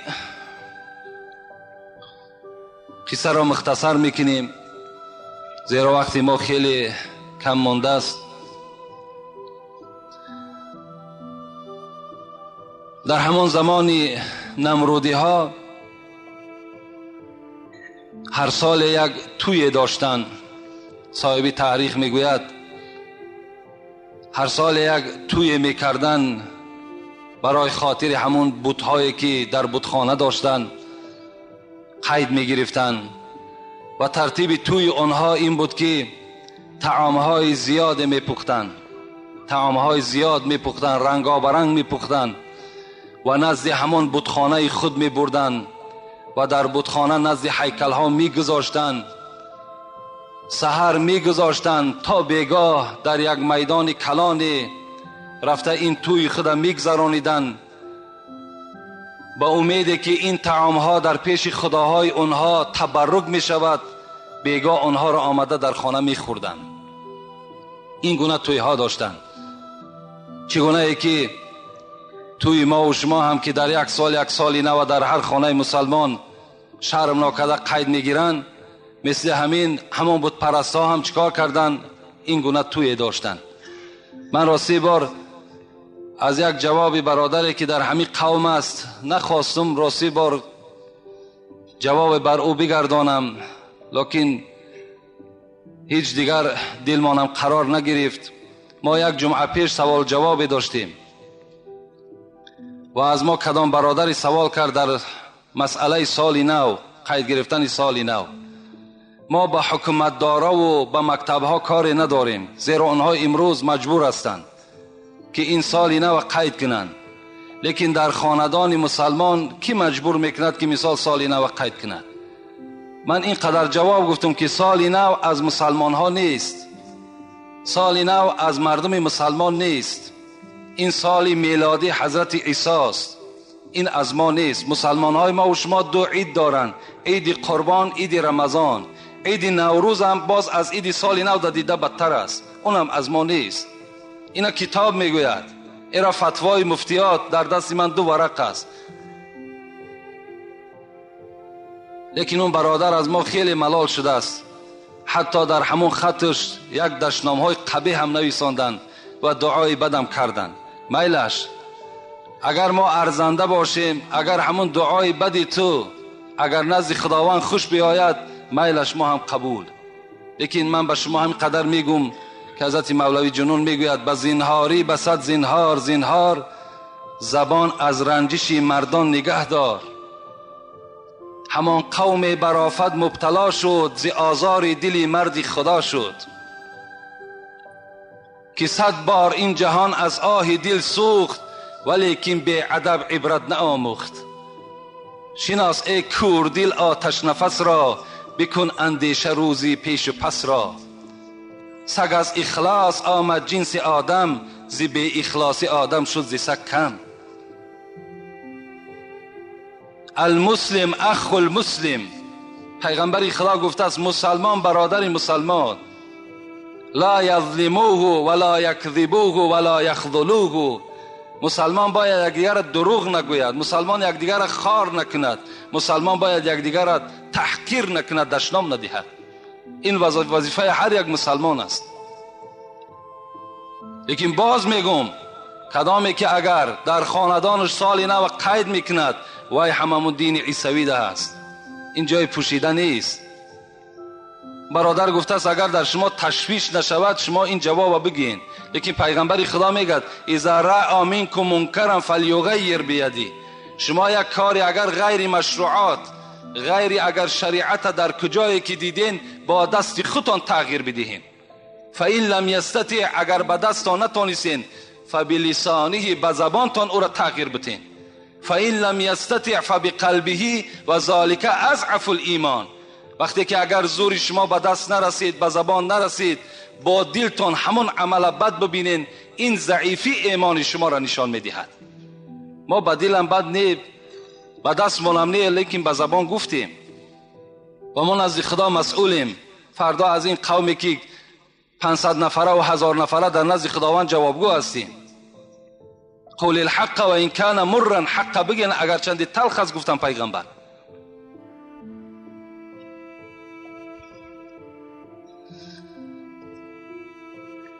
محبان خورده صد سنگ ملامت، تو کی میمانی ای سالک سلامت. به ذکر حق کسی که کرد آهنگ، ز هر سو نوکری شیطان زند سنگ. ز هر سو می جکد سگ بر سری را، نظر بر سگ مکن رو سوی الله. حضرت مولوی میگه دی سگ ها در همه دنیا پر هستند، اینا جکیدن میگیرن. هزاران کاروان رفتند دو دو، هنوز این سگ ها دارند او او. این کاروان ها رفتن میگیرن، سگ ها جکیدن میگیرن. این یکی سگ از سگ های خداست.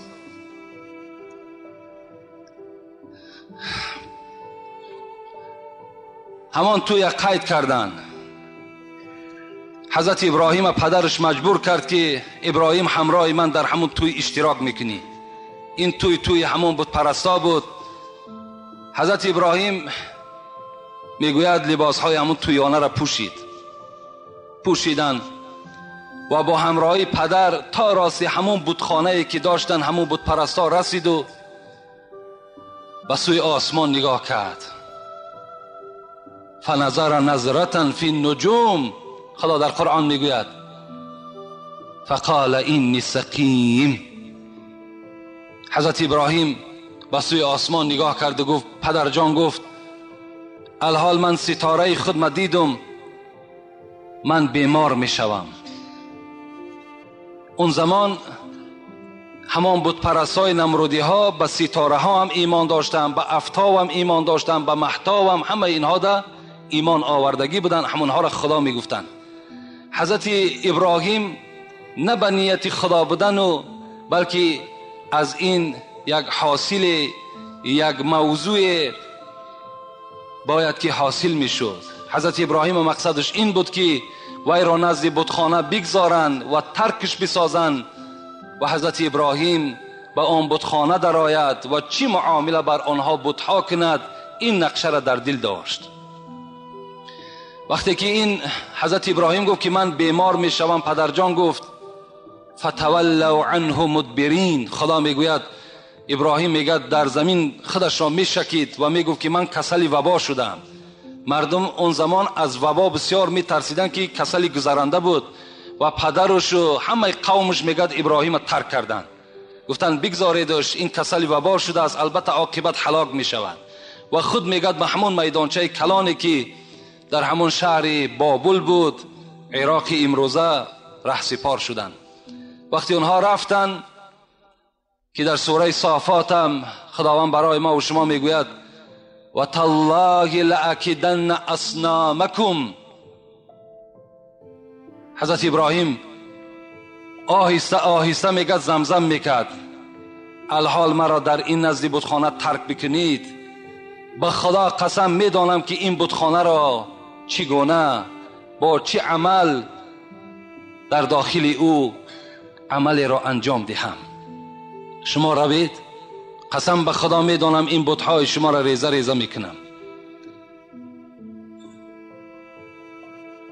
همگی رفتن، در دیه کسی نماند. حضرت ابراهیم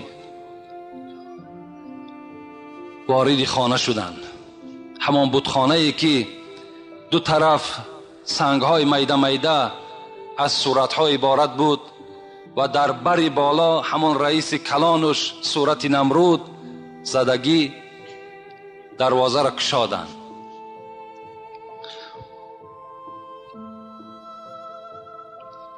دروازه را کشادند، نگاه کردند که در پیش بتها طعام زیاد گذاشتگی هست و به سوی همین بتها با یک طریق غضب حضرت ابراهیم گفت چرا گفت این طعام ها را نخوردید؟ میگد بتخانه خاموش بود. برای چی جوابی مرا نمیگردانید؟ همه سنگ ها خاموش. از سنگ چی جواب است؟ حضرت میگوید همان تبری که نزد همان دروازه بتخانه گذاشتگی بود، غیرت حضرت ابراهیم ببینید، خود تنها بودن در روی زمین. در همان زمانه یگانه ابراهیم بود که الله میگفت و خلاص، دیگر کسی نبود. همه نمرود میگفت. تبر را گرفت و همان خداهایی که نمرودی ها میپرستیدن از همین طرف راست سر کرد. در دست راست تبر دست ها و پاها و گردن های اونها را شکست. طرف راست انجام داد. خداوند میگوید فجعلهم جزازا الا کبیرهم.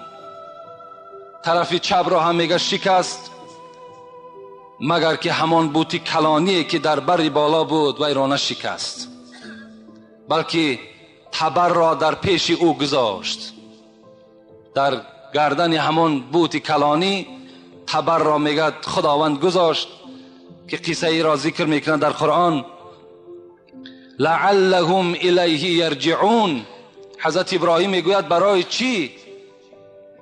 چی آن بوتی کلانی را نشکست؟ آیا ترسید؟ نه ترسید، بلکه حضرت ابراهیم با عقل ذکاوت خدا دادگی فکر کرد که اگر مبادای از من بپرسند که این بتها را کی شکست، من میگویم تبر در نزد کیست؟ همون کس شکست. و یا مفسرات دیگر زیلم تفسیر میکنن، میگویند که مبادای حضرت ابراهیم در خیال خود گذرانده بود است که اگر آمدن و این بتخانه و این شکستگی ها را دیدن، از همان بوت کلانی میپرسند که این بوت ها را کی شکست. وقتی بوت کلان که خاموش باشد، شاید که اینها بیدار شوند که از این یگان منفعت ضرر نیست. شاید که بیدار شوند که اگر این خدا باشد چرا این فرزندهای خود محافظت کردن نتوانست. خلاص حضرت همه را میده کردن مگر کلان را و از بتخانه بیرون شدن. قرآن میگوید وقتی که شب شد، از همان توی فساد و از همان سال نو قید میگرفتگیشان برگشتن همه مست. برای گرفتن این طعام ها باید به خاندان برن، این تبرک می شود. وقتی که به بتخانه در آمدن، در بتخانه را کشادن، یک حالت خیلی ناگوار همه اونها را چیکار کرد؟ احاطه کرد. قالوا من فعل هذا بآلهتنا، فریاد زدن کی خداهای ما را با این احوال افتاند، کی خداهای ما را شکست. انه لمن الظالمین. نمرود گفت کدام شخصی که این خداهای ما را شکست و این نفری هست که در جان خودش ظلم کرده است. او کسی هست که ظالم در بین ماست. وقتی اعلان کرد، نمرود اعلان کرد در تمام همون اطراف ها که این کسی که جنایت را صادر کرده است، جنایتکار را یافته نزد من بیارید. قالوا سمعنا فتى یذکرهم یقال له ابراهیم. خدا باز در قرآن قصه میکند که یک چند نفر وقتی که ابراهیم نزد بتخانه بود و آهسته آهسته زمزم میکرد به زبان خودش که الحال شما از پیش من روید، من میدانم که با این خداهای شما چی معامله کنم. این سخن او را یک دو نفر از نمرودی ها شنیده بودند و نزد نمرود خبر کشیدن سمعنا فتى یذکرهم، ما نزد بتخانه یک جوانی را دیدیم. همان سالها حضرت ابراهیم 16 ساله بودن. میگد ما یک جوانی را دیدیم که با زبان خود میگفت که ما میدانم بعد از شما که با خدای شما چی معامله کنیم. یقال له ابراهیم، و این نامش ابراهیم است. وقتی نمرود این سخن را شنید چی گفت؟ قالوا فأتوا به على اعین الناس لعلهم یشهدون. گفت مادامی که همون جوان باشد، جوان را گفت به نزد مردم بیارید، به نزد مردم بیارید، مردم را همه جمع کنید. شاید که همین مردم، مفسرها تفسیر کردن که شاید که همین مردم شاهدی دهند که همین عمل را ابراهیم انجام داده است. یا این که مفسرها میگویند که شاید که ابراهیم خود در بین مردم گوید که همین عمل را من انجام دادم، بعد نمرود چکار کند؟ حکم حضرت ابراهیم را صادر کند. در حال وقتی که فرمان نمرود که شد، تمام میگد نوکراش بیرون جستن و به خانه حضرت ابراهیم آمدن. حضرت ابراهیم را پیشاپیش کردن، دستگیر کردن، دستهای را بستن و به درگاه قصر نمرود حاضر کردند. وقتی نمرود حضرت ابراهیم را دید، از او سوال کرد قالوا اانت فعلت هذا بآلهتنا یا ابراهیم؟ ابراهیم گفت آیا این عمل خیلی ناجایز و درشت و دلخراش برای ما تو انجام دادی؟ این خداهای ما را گفت تو شکستی؟ حضرت ابراهیم چی گفتن؟ گفتن قال بل فعله کبیرهم هذا فاسألهم ان كانوا ينطقون. حضرت ابراهیم ناترسانه با یک سر بلند گفتن نه، گفتن من نکردم. مفسران میگویند حضرت ابراهیم در حال حیات خودش 3 بار لفظ دروغ را استفاده کرده است که این دروغ نیست گفتن، بلکه از این دروغ گفتگی های حضرت ابراهیم کارهای ثواب انجام یافتگی هست. مثل که در شکستن بت‌ها گفت من نشکستم. و دوم در بردن حضرت سارا را هم وقتی که به سوی مصر می برد، در سوی مصر هم یک ظالم گرفتار شد و سارا که خیلی حسن زیبایی داشت و به او عاشق شد، از ابراهیم پرسید که آیا این کی هست، به تو چی می شود؟ گفت اگر بگویم که زن من می شود، هر آینه این ظالم این را از دست من می گیرد. از این خاطر چی گفت؟ این گفت خواهر من می شود. حضرت ابراهیم اینجا هم چیکار کرد؟ لفظ دروغ را برای آینده کار ثواب استفاده کردند. و سوی نمرود هم گفت بل فعله کبیرهم، اینا گفت من نکردم، گفت بلکه گفت همان بوت کلانی کرده است. این عمل را همان بوت کلانی کرده است. اگر باور نمی کنید رفته از همان بوت کلانی پرسان کنید. اگر زبان داشته باشد برای شما گفت بیان میکند. وقتی این سخن را از زبان ابراهیم شنیدن، همه حیرت گذاشتن، در حیرت ماندن که این خداهای ما سخن نمیگویند و هر کدامش میگه در همین بین یکدیگر را نگاه میکردند و گفتند که در بین 1 ساعت یا 2 ساعت تنفس. سوال حضرت ابراهیم همه ای را در حیرت گذاشت. آمدن با یکدیگر میگد، قرآن میگوید که با یکدیگر چیکار کردند؟ فرجعوا الى انفسهم فقالوا انکم انتم الظالمون. وقتی با یکدیگر آمدن صحبت کردند گفتند در حقیقتا حضرت ابراهیم راست میگوید. این خدایی که ما داریم وای سخن نمیگوید، وای نمیشنود.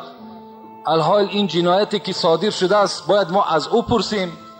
وقتی ما جواب نمیگوید این چگونه خدا هست؟ یعنی هر کدام اونها عقیده هاشان تغییر یافت.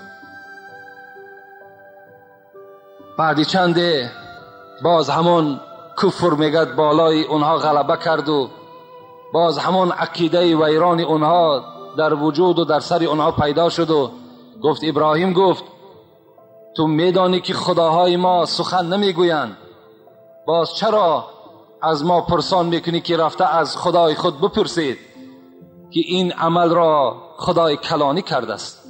این شما میدانید. و نمرود به تمام همون اعضای حکومت خود میگد فرمان داد که اگر شما بخواهید که به خداهای خودمان یاردم کنیم حکم مرا گوش کنید. نمرود میگد حکم برآورد. چی حکم برآورد؟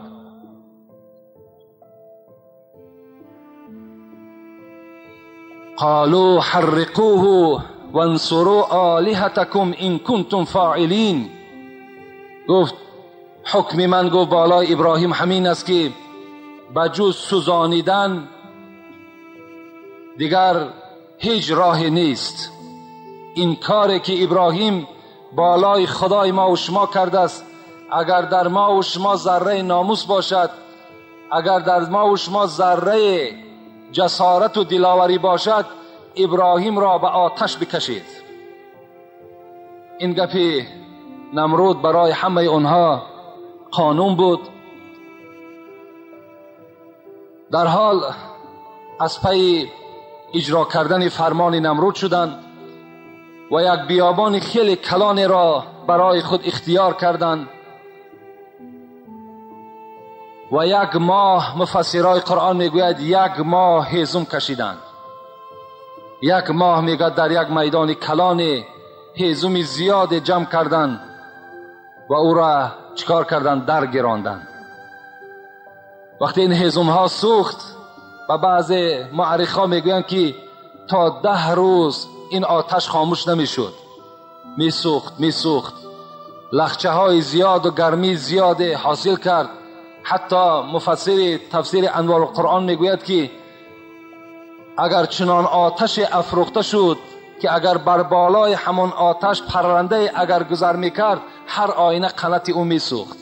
این قدر میگد آتش تفسانه برای سوختن ابراهیم میگد تیار کردند و از 2 جانب پایه ها زدن میگد، از یک طرفی همان آتش و از طرف دیگر و بین میگد یک سیم را کشیدند و یک صندوق برای ابراهیم تیار کردند و باید که ابراهیم را در این صندوق جا کنند و بالای همون سیم کشاده میکنند و این صندوق خود راست به همون آتش رفته میافتد. این عمل را هم میگد جا را معین کردند، سیم را کشیدند، پایه ها را گذاشتند و ابراهیم را آوردند نزد آتش.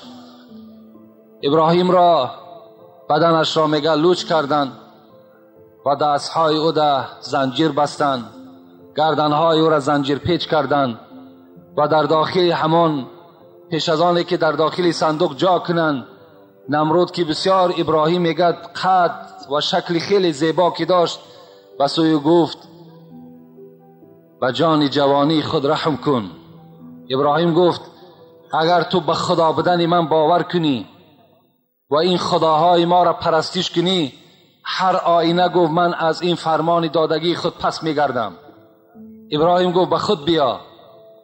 لیکن ابراهیم میگه وقتی نمرود این سخنها را میگفت، ابراهیم چیکار میکرد؟ ابراهیم میخندید.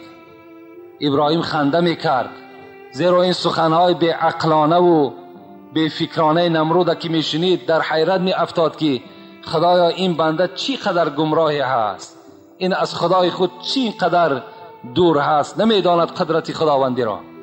ابراهیم میگه به سوی همین نمرود چی گفت؟ گفت خداوند هیچگاه زر خالص را نمی سوزاند. و حضرت ابراهیم میگه صداهای میشنید، لا تخاف یا ابراهیم انک انت الاعلی. ابراهیم تو از این جمعیت نمرودی ها نترس که تو بالای این جمعیت غالب میایی. حضرت ابراهیم که یک پشتیبان خیلی مستحکم از بالای سر که داشت، دیگر پروای این نمرودی ها نکرد و میگه بالای همون عرابه سوارش کردن و میگه سیم در حرکت در آوردن. وقتی میگه سیم در حرکت در آمد و این صندوق نزدیک میشد، تمام میگه ملائکه ها و تمام مخلوق خداوندی، زجت ملائکت السماء والارض، تمام ملائکه ها و تمام مخلوق های خداوندی در چریکس در آمدن. وقتی میبینن ابراهیم در داخل یک صندوق و به سوی آتش میرود، البته این حالت، این منظره برای ملائکه ها هم خیلی ناگزیر بود، خیلی ناخوب بود.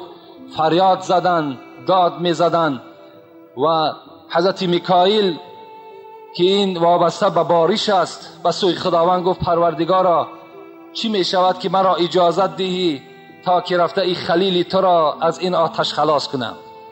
خداوند چی گفت؟ گفت یا ملائکتی، ای جمع ملائک، همت پایان شوین.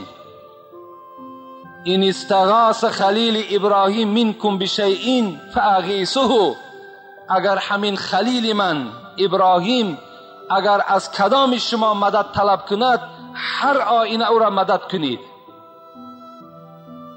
میکائیل پایان شد، میگد آمد نزد ابراهیم.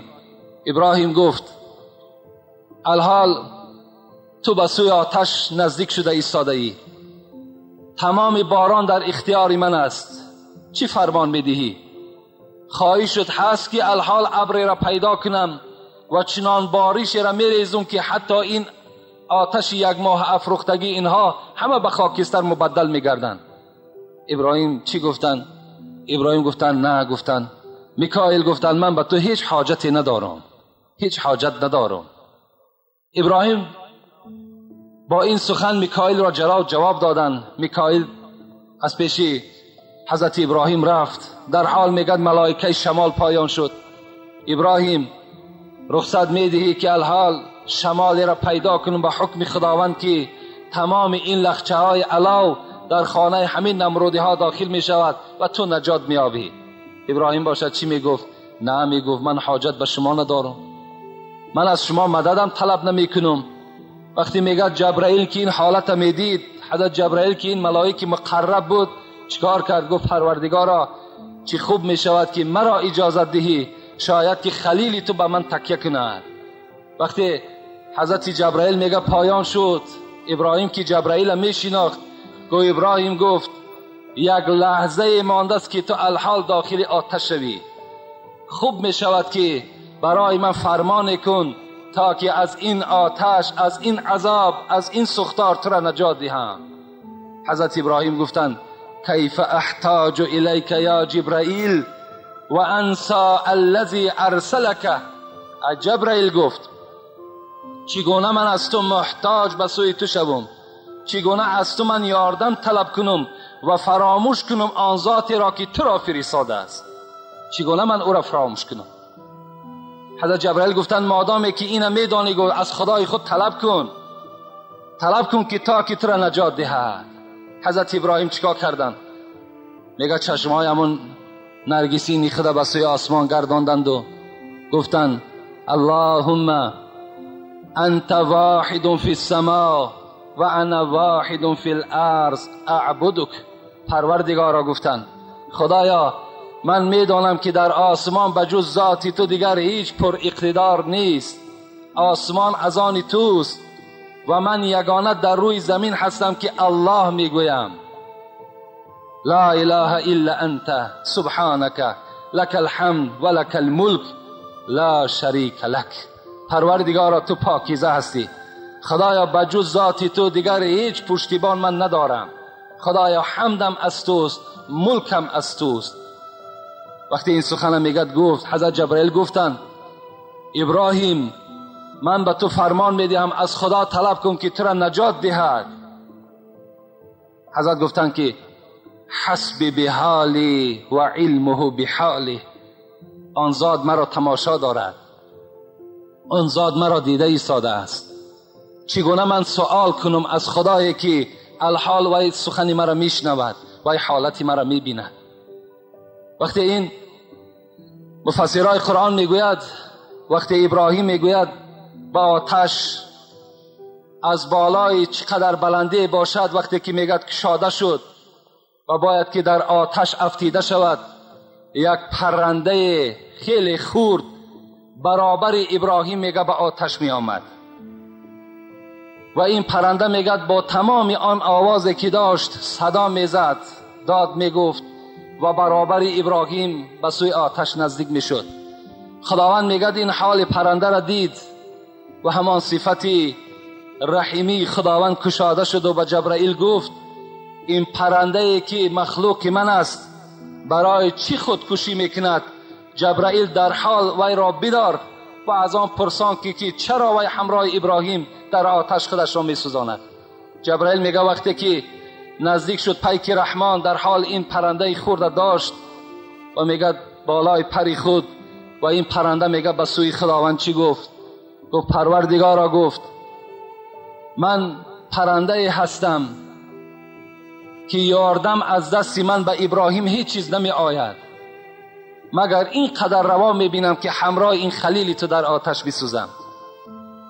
میگه این سخن پرنده به خدا خیلی خوش آمد و خداوند گفت ای پرنده، گفت چی خواهش در دل داری؟ گفت فقط خواهش من همین است که تمام آن اسما، تمام آن نامهای را که پروردگارا تو داری بر من تعلیم بده تا که او را من چکار کنم، هر جا که نشینم خواه شب باشد خواه روز باشد وی را بخوانم و محبت مرا در تمام دل مردم جایگیر بگردان. مفسران میگویند مورخای ما و شما میگن که این همان بلبل بود.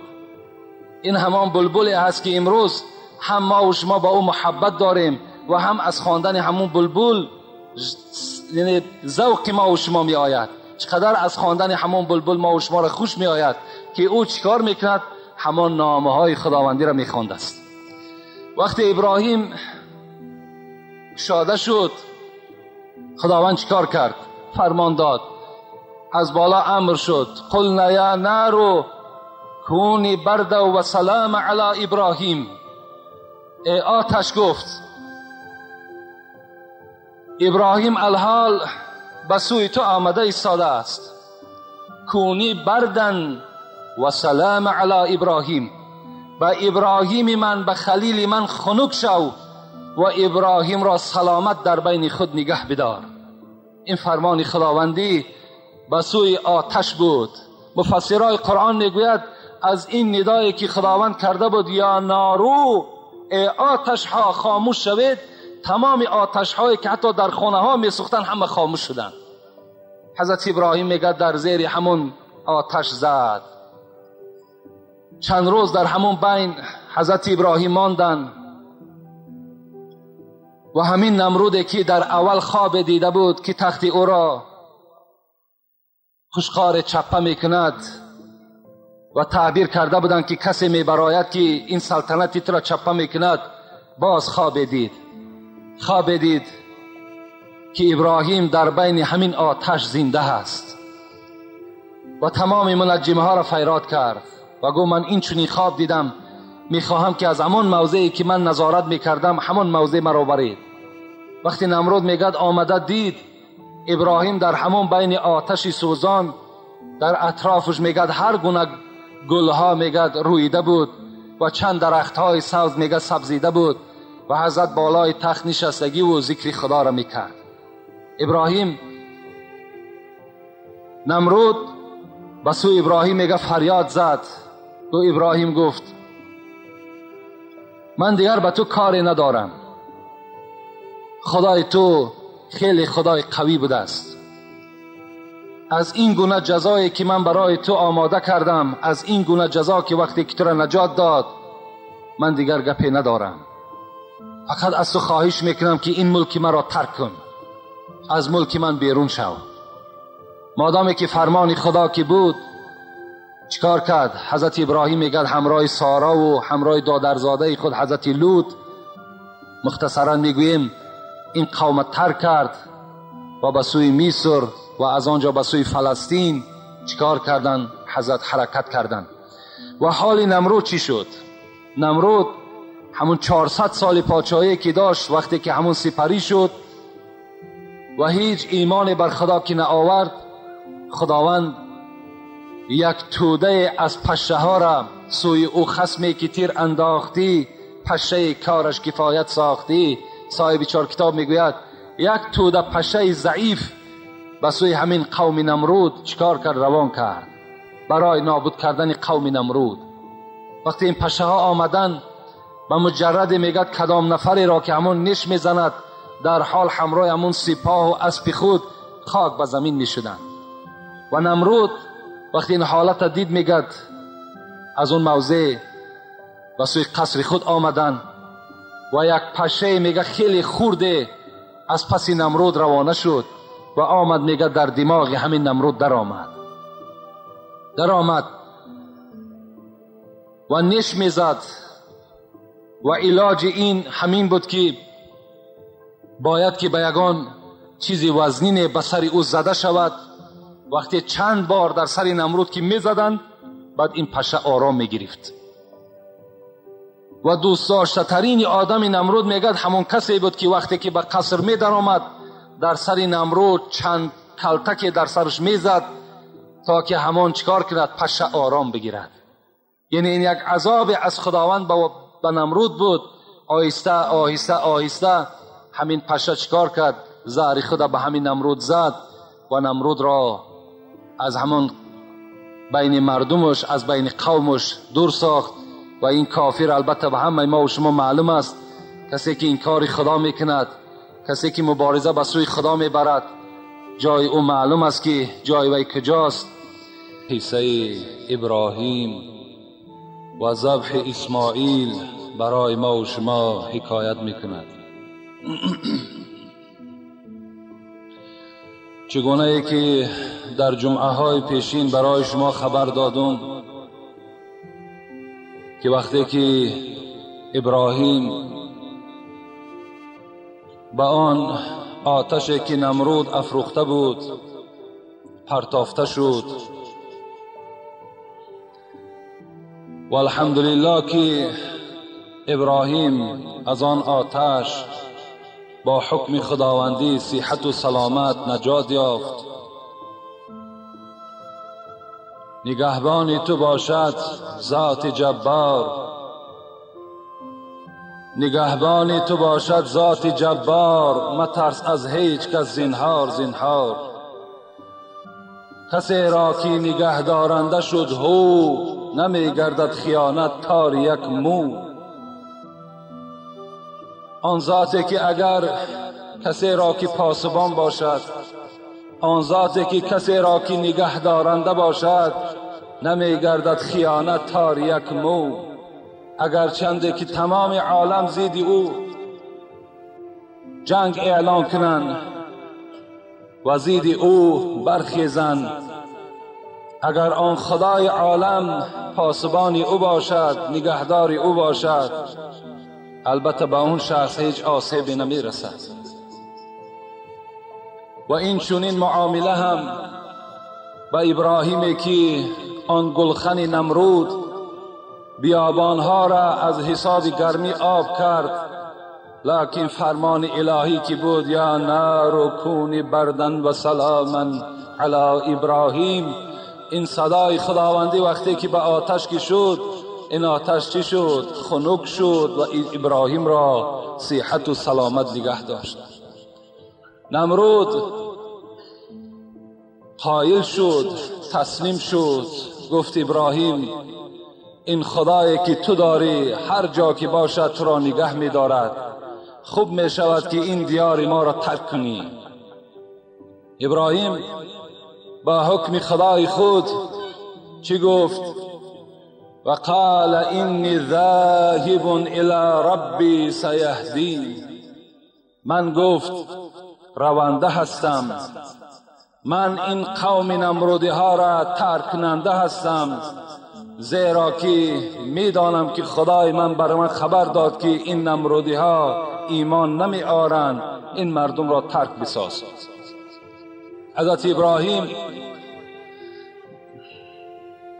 حضرت ابراهیم با دل غمگین، با خاطر پریشان از این قوم بیرون شد. همراه خود سارا مادرمان و فرزند دادرش لوط را پیغمبر را همراه خود گرفت و از این قوم بیرون شدند.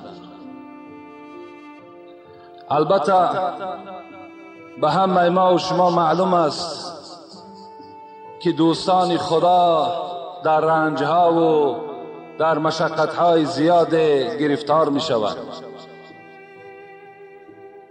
در محبت هر کی او دعوا کند 100,000 امتحان بر وی کند.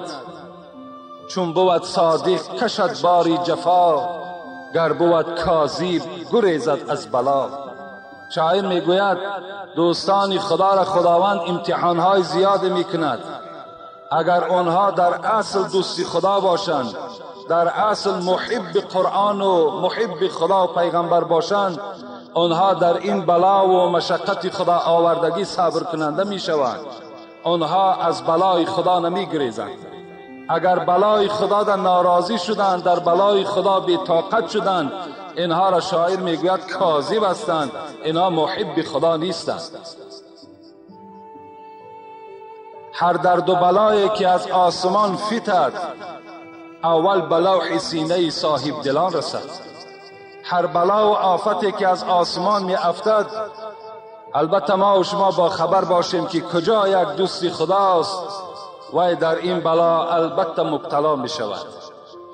حضرت شبلی رحمت الله علیه که یکی از اولیاهای متقدمین بود، وقتی که بیمار شدن و این حضرت شبلی را وقتی که بیمارخانه بردن و رفیقان او درکدار شدند که شبلی بیمار شد، برای عیادت او، برای خبر گرفتن او به بیمارخانه آمدند. حضرت شبلی برای سنجش که آیا اینها دوستان اساسی من هستند یا نه، وقتی که آنها نزد این شبلی احوال پرسی کردند، شبلی بر دست خود سنگ داشت و این رفیقان خود سنگ باران کرد. این رفیقان شبلی همه بیمارخانه را ترک کردند و گریختند. شبلی فریاد زد، گفت کجا از پیش من گریختید؟ اگر شما دوستان من می شدید، اگر رفیقان من می شدید، در این بلا و عذاب من شما صبر کننده می شدید.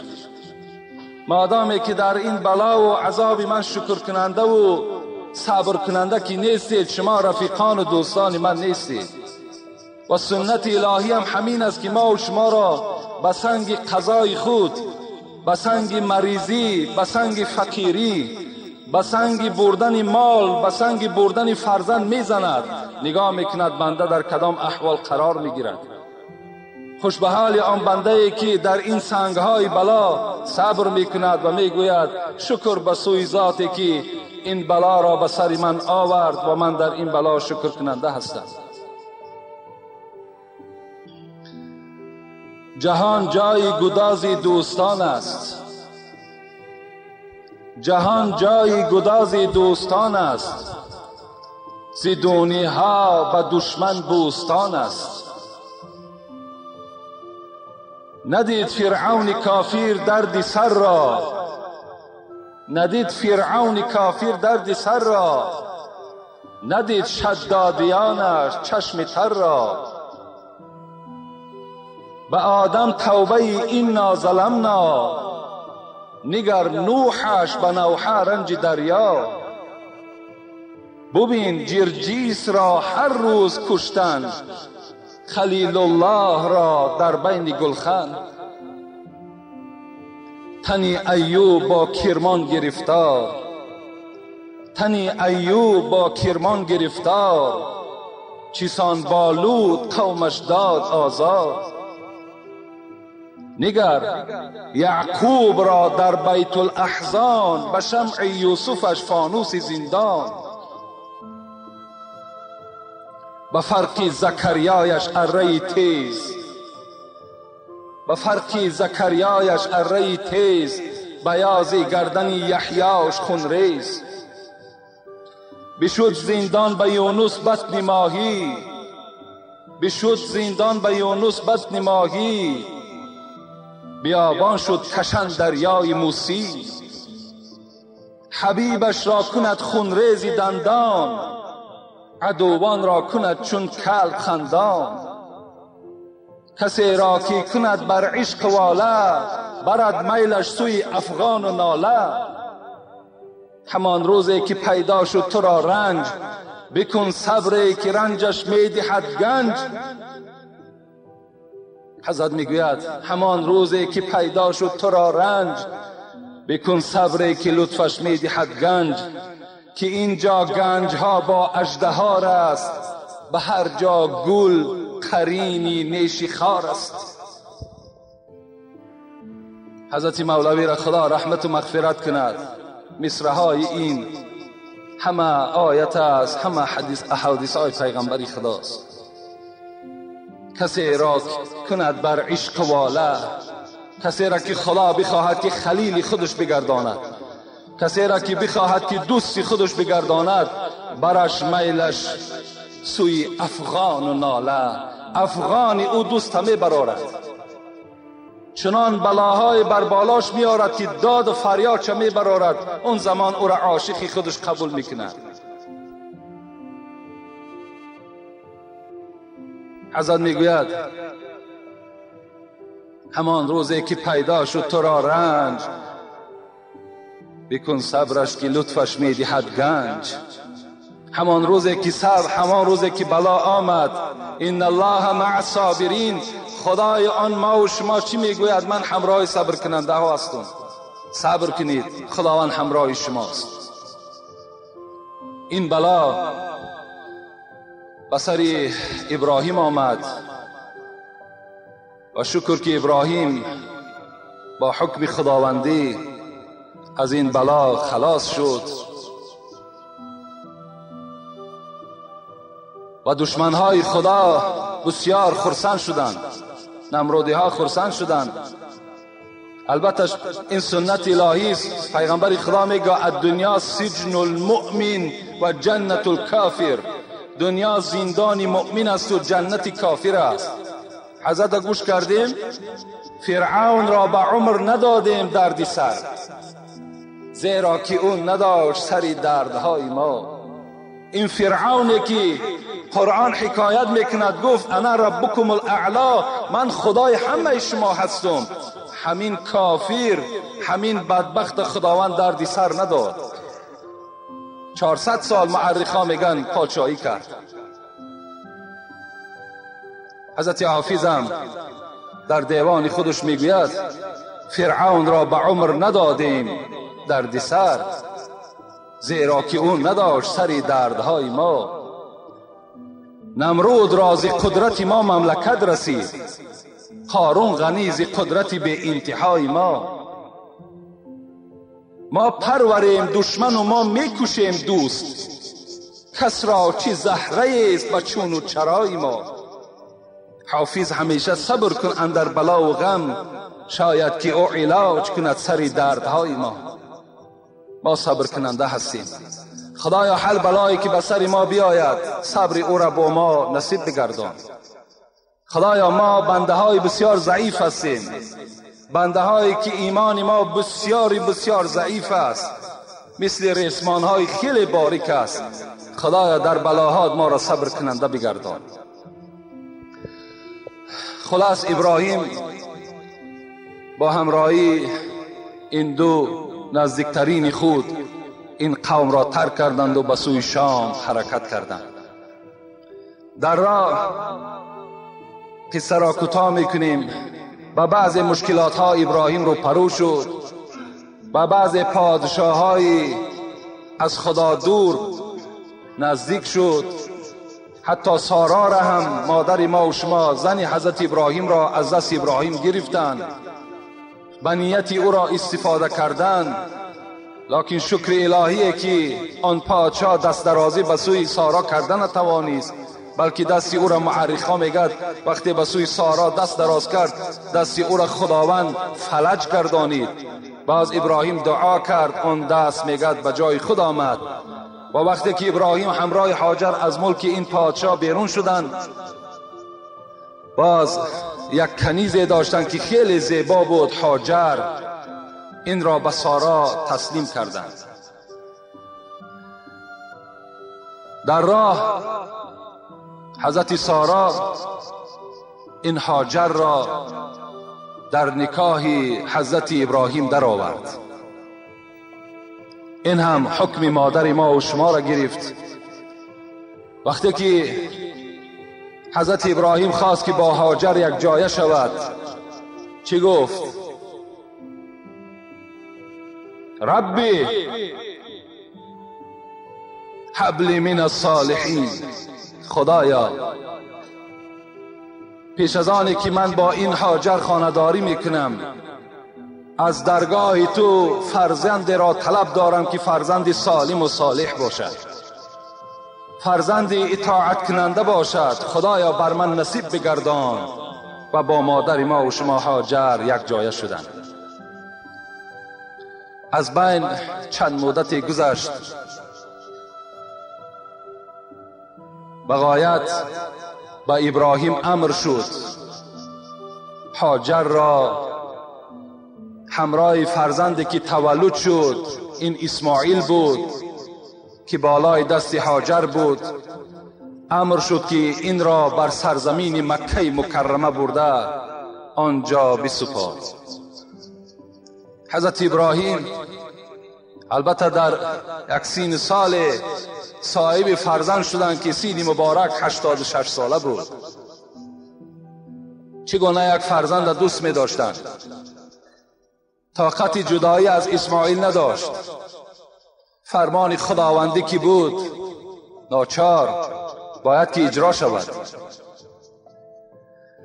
اسماعیل را در دست مادرش بالای شتر سوار کرد، همراه ابراهیم به سوی مکه مکرمه عزم سفر کردند.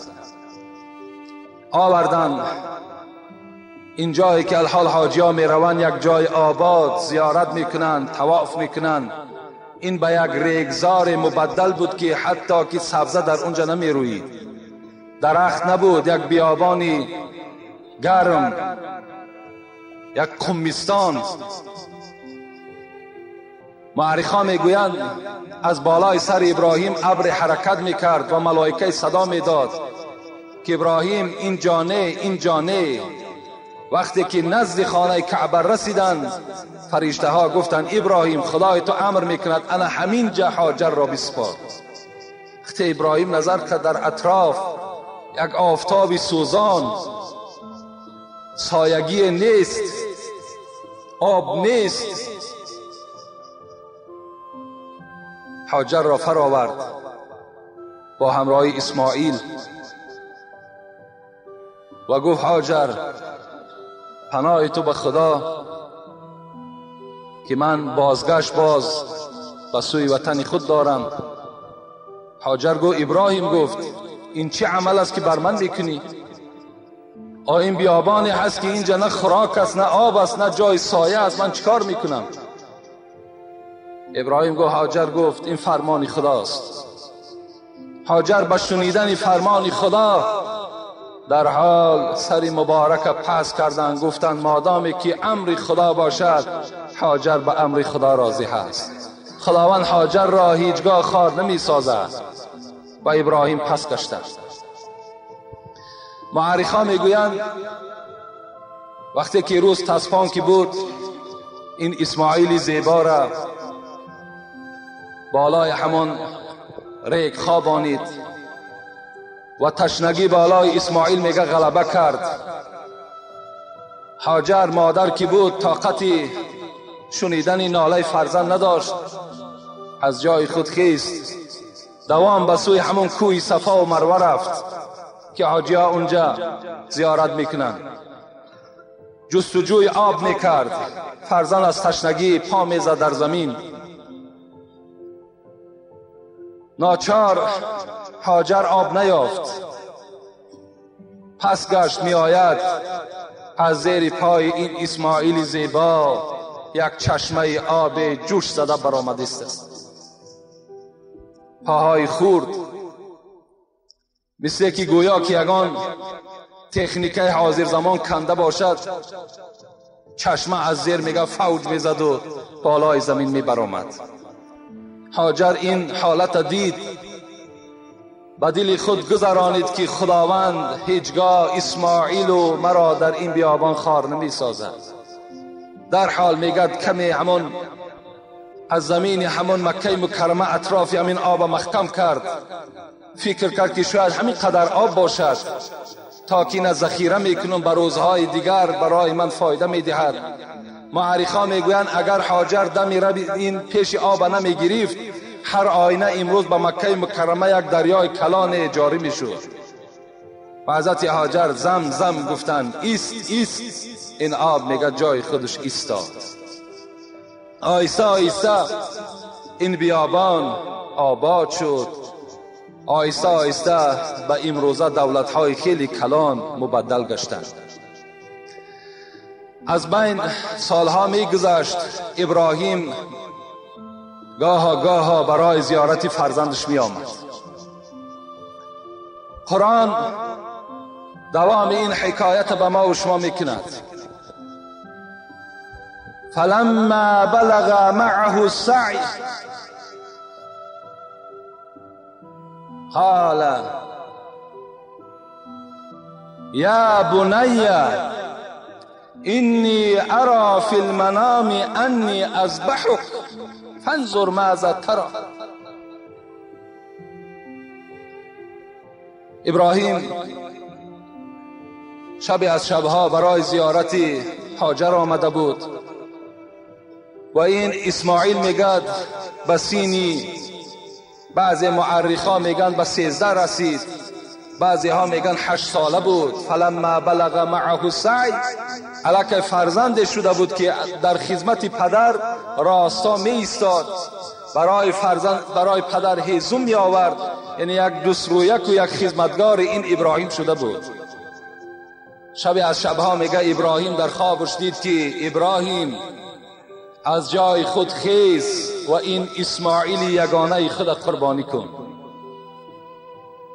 وقتی ابراهیم برای خلیل بودن او در نزد خداوند آشکار شود که ابراهیم خلیل است، ابراهیم پیغمبری هست که در سخن خودش کذب ندارد، پیغمبری هست که هر امر از خدای او می شود او را البته اختیار می کند.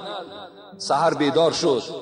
معرخان میگویند که شاید که ابراهیم گمان کرد که این خواب شاید یگان خواب رحمانی نباشد، یک چند قسم حیوانی را میگه ذبح کرد. باز شب دیگر همین خواب آمد، ابراهیم از جای خود خیز و این اسماعیل یگانه فرزند خود قربانی کن.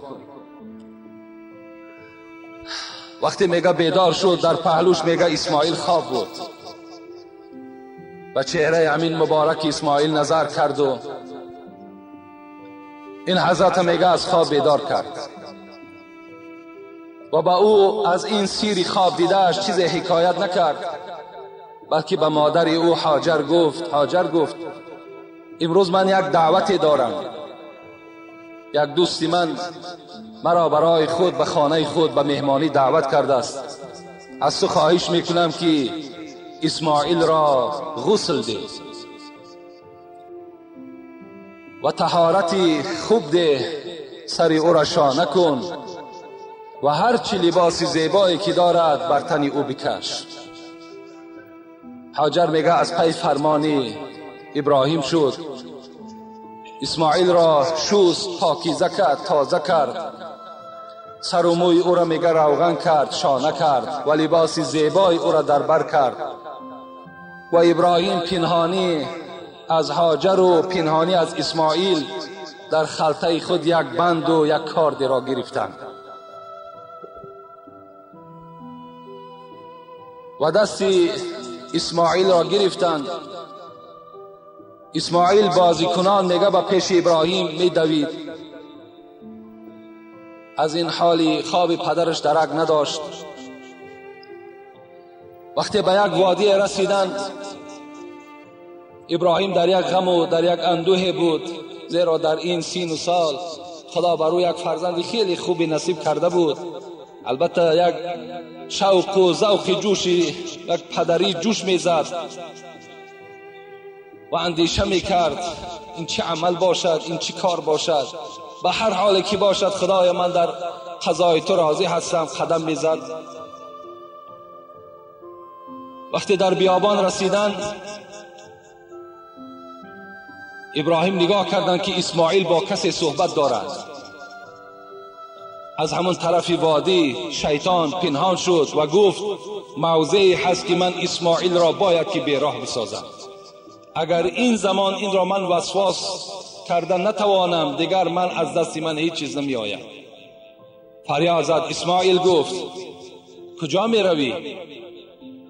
شیطان سوال کرد. گفت خانه دوستی پدر رو میرم، ما با مهمانی رفته ایستاده ایم. اسماعیل گفت تو فریب میخوری، تو را پدرت برای قتل کردن برده ایستاده است، پدر تو خواب دید. اسماعیل حیران شد، گفت من باور نمیکنم، نخواد که پدر فرزند را قتل کند، نخواد که پدر فرزند را ذبح کند، حالان که ابراهیم من میبینم بی نهایت مرا دوست می‌دارد و نمیخواهد که در بالای من یک پشه نشیند و خار در پای من خلد، چگونه اون روا می‌بیند که در حق من کارد را بدواند؟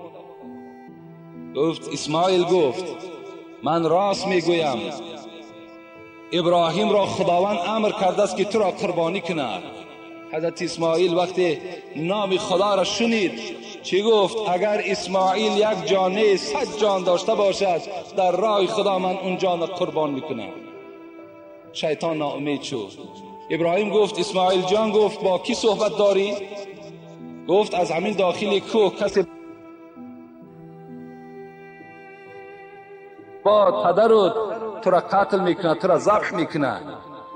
و اسماعیل گفت با او سنگ بزن که او شیطان است، تو را از راه به راه میکنه، به گپ او گوش نانداز.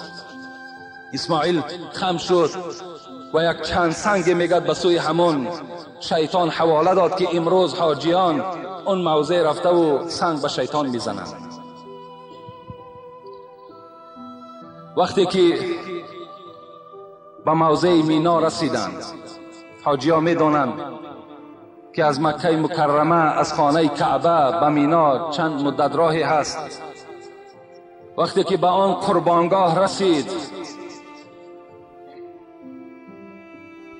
که امروز حاجی ها قریب از 3 میلیون زیاد آدم در اون موضع قربانی میکنند، اونجا رسید و اسماعیل پیش خود فریاد کرد.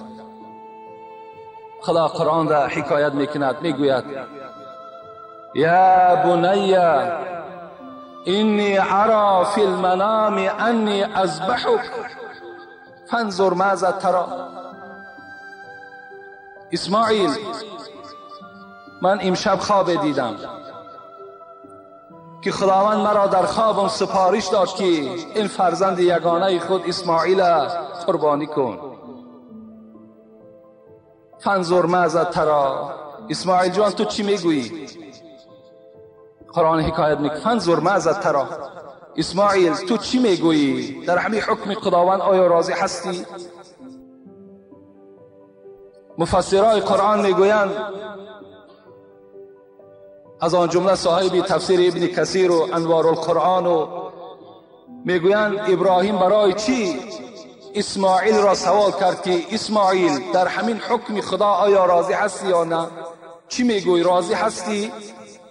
زیرا میگه ابراهیم به دل گذرانیده بود که من دعا کرده بودم رب حبل من الصالحین، خدایا مرا فرزند صالح نصیب بگردان. آیا همین فرزند همون فرزند صالح باشد؟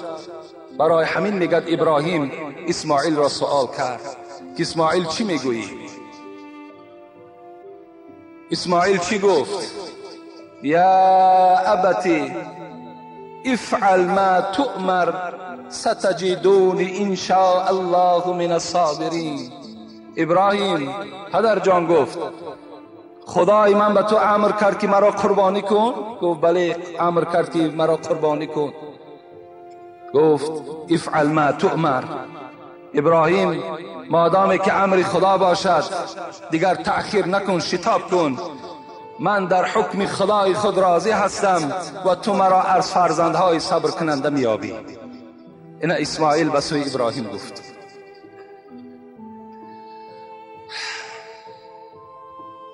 وقتی که ابراهیم از فرزند خود فلما اسلم و تله للجبین، وقتی که راضی شدن، اسماعیل هم راضی شد، ابراهیم هم در حکم خدای خود که راضی شد، اسماعیل را بر زمین خواباند. کار در دست حضرت ابراهیم بود.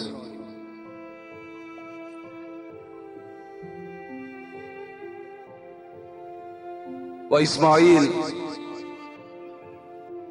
با آن شکمی غلطیده به سوی ابراهیم چی گفت؟ ابراهیم گفت پدر جان من چند وصیت دارم،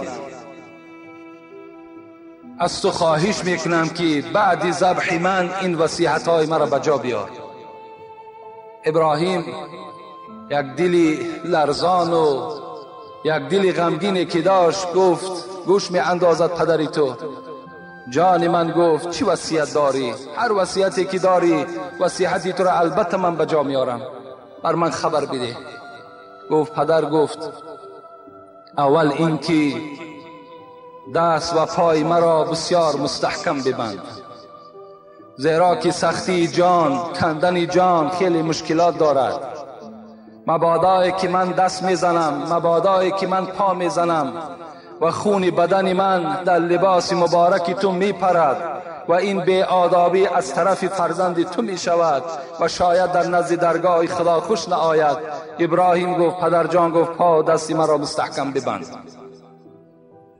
و دویم وصیتی که دارم این است که وقتی که مرا ذبح میکنی چهره مرا به سوی زمین نگاه بدار، مرا از پشت گردن ذبح کن، زیرا که شاید که این روی زیبای من و این یگانه فرزند بودن من در دل تو جوش زند و کار در دست تو کار ندهد یا کار از دست تو بغلطد و این در نزد خدای ما و تو خوش نآید. خدا رحمت کند. سوم نصیحتی که دارم ابراهیم این است که این لباسی که در بدن دارم یگانه لباس من است. الحال وقتی که تو مرا ذبح میکنی شاید که این لباس سفید من پر از خون بگردد. از تو خواهش دارم ابراهیم این کرته را از بدن من بکش، وقتی که مرا ذبح میکنی در همین لباس پاکیزه مرا کفن بکن. بعض معرخان میگویند کرته را اسماعیل گفت، ابراهیم گفت کرته مرا از بدن من بدر کن و این کرته را همراه خود به مادر من هاجر ببر، زیرا که وی درک ندارد که ما در اینجا چی معامله را انجام میدهیم. ما که به مادر گفتیم خانه مهمان خانه دوست پدر میریم، مادر ما درک ندارد که اینا برای مادرم برسان و بگو یادگاری از اسماعیل است، هرگاهی که این کرته را دید در حق اسماعیل دعا کند. بعضی معرخای را هم حکایت کردند. و دیگر وصیت من این است گفت ابراهیم که وقتی که فصل بهار می شود و چمنزارها پر از گل لالک می شوند و لالکی رنگ سرخ دارد، وقتی این گلها را که نظر کردی از این بدنی پر از آغشته خون اسماعیل فراموش نکن و بالای تربت من در حق این فرزند خود جگرگوشه خود دعا بکن.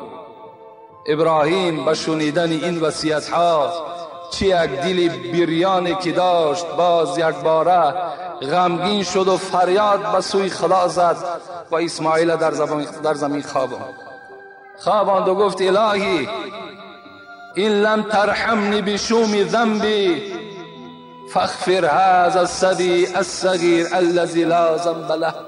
پروردگارا گفت من یک موی سفید 86 ساله هستم، اگر در نزد تو گناهکار هستم بی خطا نیستم، خدایا اگر به این پیغمبری من رحم نکنی، به این مسفیدی من رحم نکنی، خدایا به این فرزند من که خورد است و گناه نکرده است و به بلاغت نرسیده است، خدایا رحم این فرزند مرا بخور. و حضرت در زمین خواباندن. معرخان میگویند وقتی که ابراهیم خبری ذبح به فرزند رسانید که اسماعیل خدا امر کرده است که من تو را ذبح کنم، اسماعیل میگه تبسم کرد، تبسم به سوی پدرش ابراهیم کرد. ابراهیم گفت اسماعیل گفت من تو را خبری قتل میدهم، من تو را خبری ذبح میدهم، تو باشی تبسم میکنی؟ اسماعیل میگه گشت و گفت ابراهیم گفت پدر جان گفت وقتی که تو را نمرود در آتش می پرتافت و از تو تکلیف کرد که ابراهیم از این راه بگرد، چرا که تو خنده کردی؟ گو خنده من برای این بود که من میدانستم که بعد آتش نمرود با خدای خود متصل می شوم، با خدای خود می رسم. اسماعیل گفت ابراهیم گو الحال تو مرا ذبح میکنی، من هم به خدای خود می رسم، با این مقصد گو من تبسم میکنم. خلاص او را میگد بر زمین خوابانید و کارد را میگه در حلقی از پشت سری میگه اسماعیل گذاشت و کارد را میگه با تمام قوه کشید. خداوند این زمان میگه پرده را از پیش چشم ملائکه ها دور کرد. زجت ملائکه السماء والارض، تمام ملائکه های آسمان میگه داد گفتند و سر خود در سجده گذاشتند. گفتند خدایا نخواد که بگذاری که ابراهیم فرزند خود را ذبح کند، خدایا نخواد که بگذاری که پیغمبر را قتل کند، پروردگارا رحم ابراهیم را بخور. ندای ملائک از آسمان بلند شد. ابراهیم میگه کارد میدوان، کارد نمی برید. ابراهیم گاون گردن باریک و آن سرگوشت فرزند خود نگاه میکرد که اذیت میکشد، عذاب میکشد. از غضب میگد همان کارد خود برداشت میگه و در سنگ زد. نگاه کرد که سنگ دو پاره شد. گفت تقطع الحجر ولا تقطع اللحم، سنگ را پاره میکنی و گوشت را نمیبری.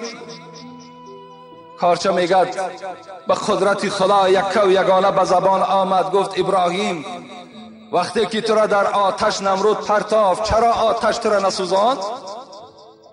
گفت زیرا که خدای من امر کرده بود که یا نار کونی بردن و سلام علی ابراهیم.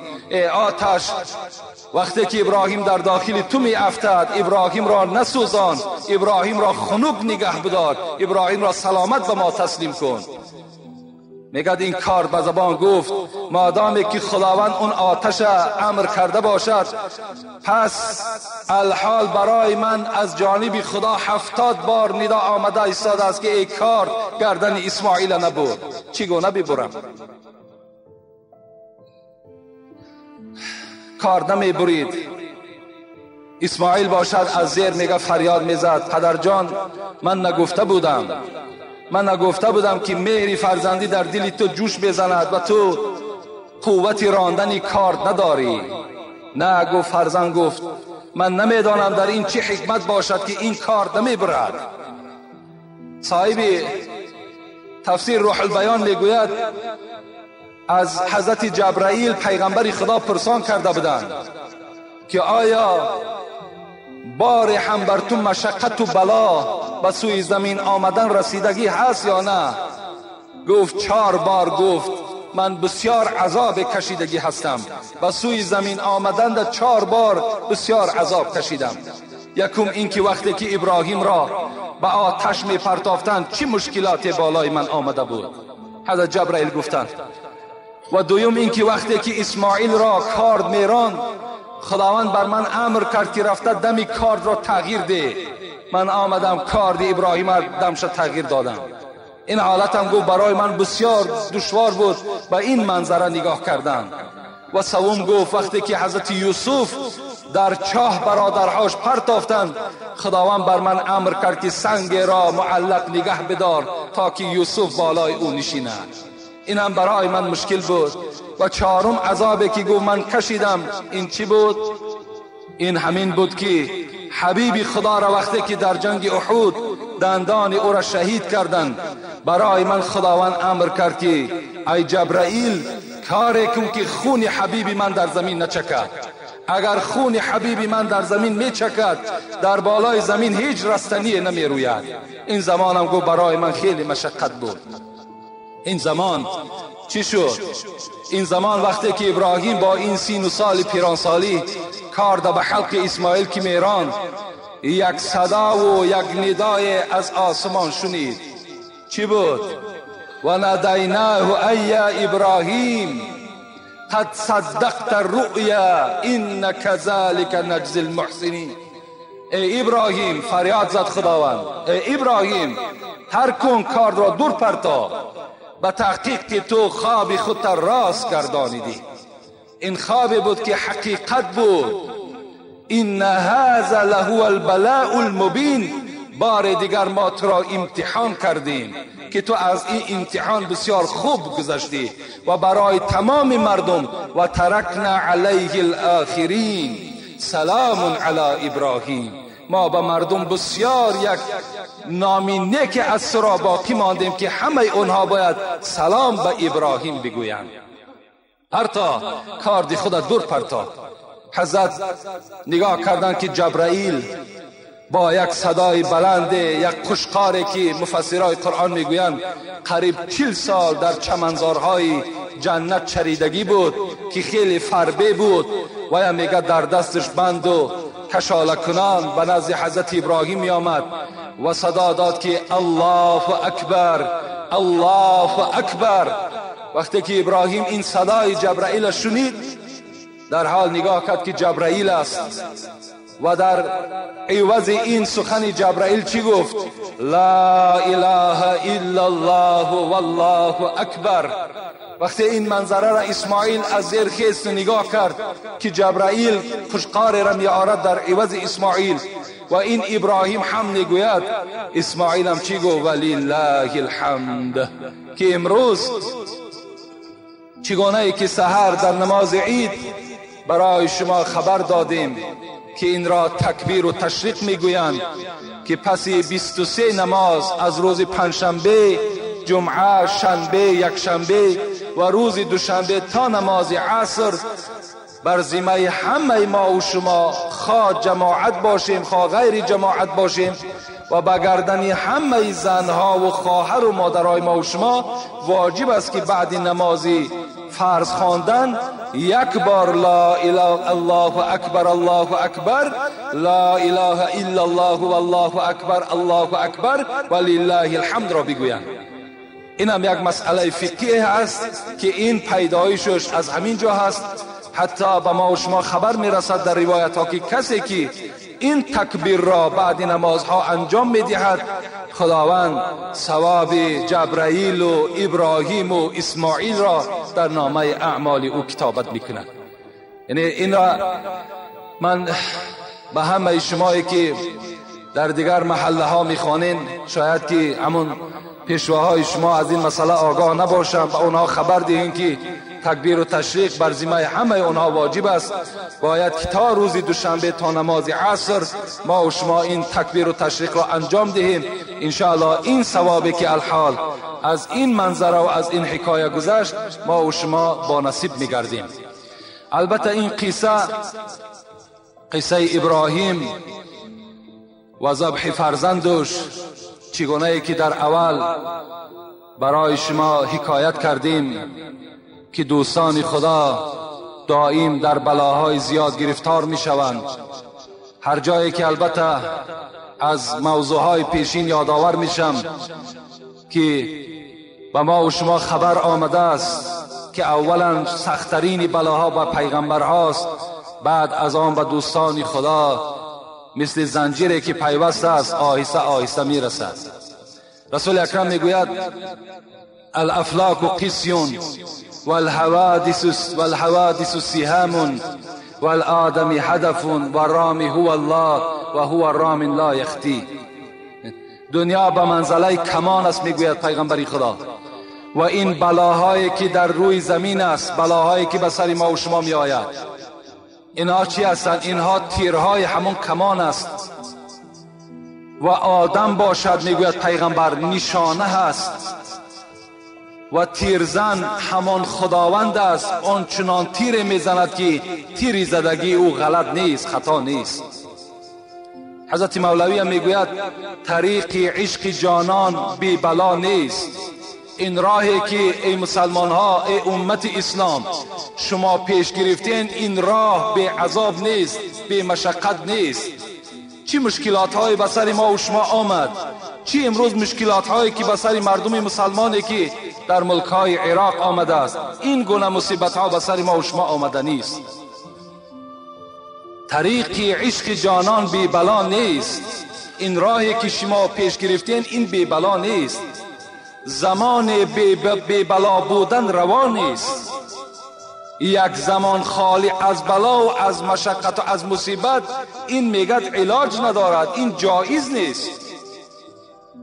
آن روز که آب و خاک بر هم زده اند، صاحب تفسیر حسینی میگوید آن روز که آب و خاک بر هم زده اند بر طینت آدم رقم غم زده اند. خالی نبود آدمی از درد و بلا که این ضربت اولین بر آدم زده اند. البته انسان از بلا و از مشقت خالی نیست، زیرا که این مشقت و این مصیبت و این مشکلات خداوند در خاک حضرت آدم شوریدگی بود و امروز ما و فرزندهای او این مصیبت و این مشکلات و دیگر باز مصیبت های وزینه که آمده نیست، ما و شما البته چیکار میکنیم؟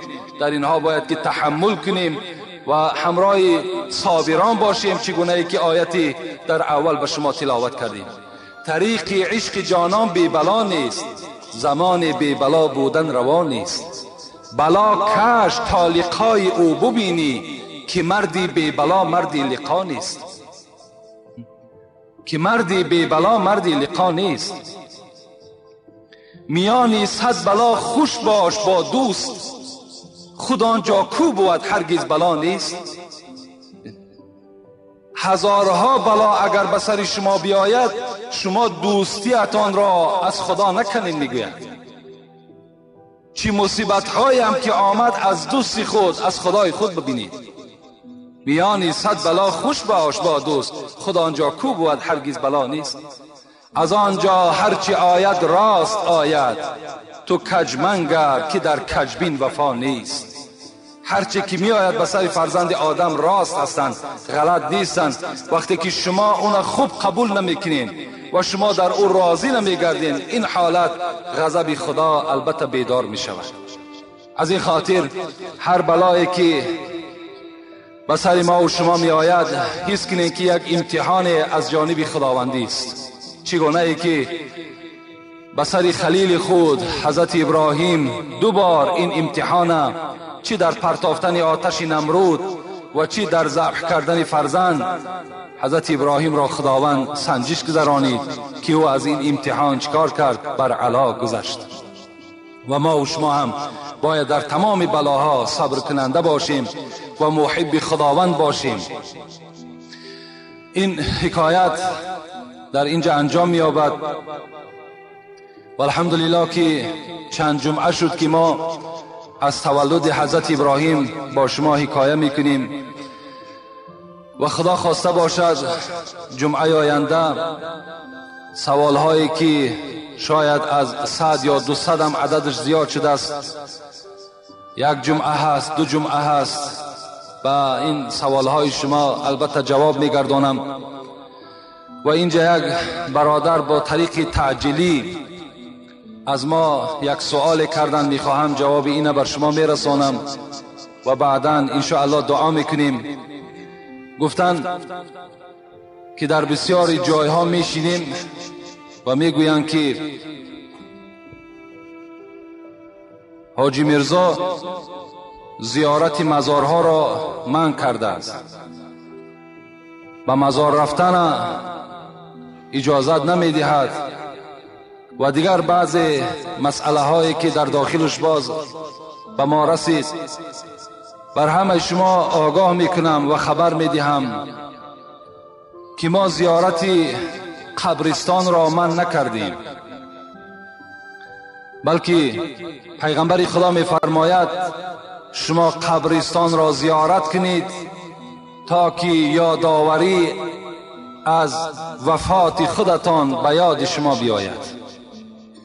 مقصد از زیارت قبرستان این است که باید که ما و شما یادآوری از روز آخر، از روزهای آخری خود، از وقتی که ما و شما این دنیا را پدرود میکنیم، این حالت به ما و شما یاد بیاید که اینها هم مثل ما جان داشتند، قوت داشتند، شرایط داشتند، خانه داشتند، امروز ترک کردند و وارد این قبرستان شدند. ما هم روز از روزها وارد این قبرستان میشویم. البته من ضد آن زیارتی هستم که بوسه کردن قبر باشد، اگرچه قبر پدرت باشد، اگرچه قبر مادرت باشد. یا من نه، بلکه کتاب اسلام ضد او هست که شما وقتی از قبرستان یا از این مزارهایی که داریم شما حاجت طلب میکنید. بزم این حاجت طلب کردگیتان شما همت عاصی میشین، حتی از دایره ایمان و اسلام بیرون میشین. وقتی شما از این مزارها حاجت طلب میکنید، از مزار حاجت طلب کردن این کار مسلمان نیست.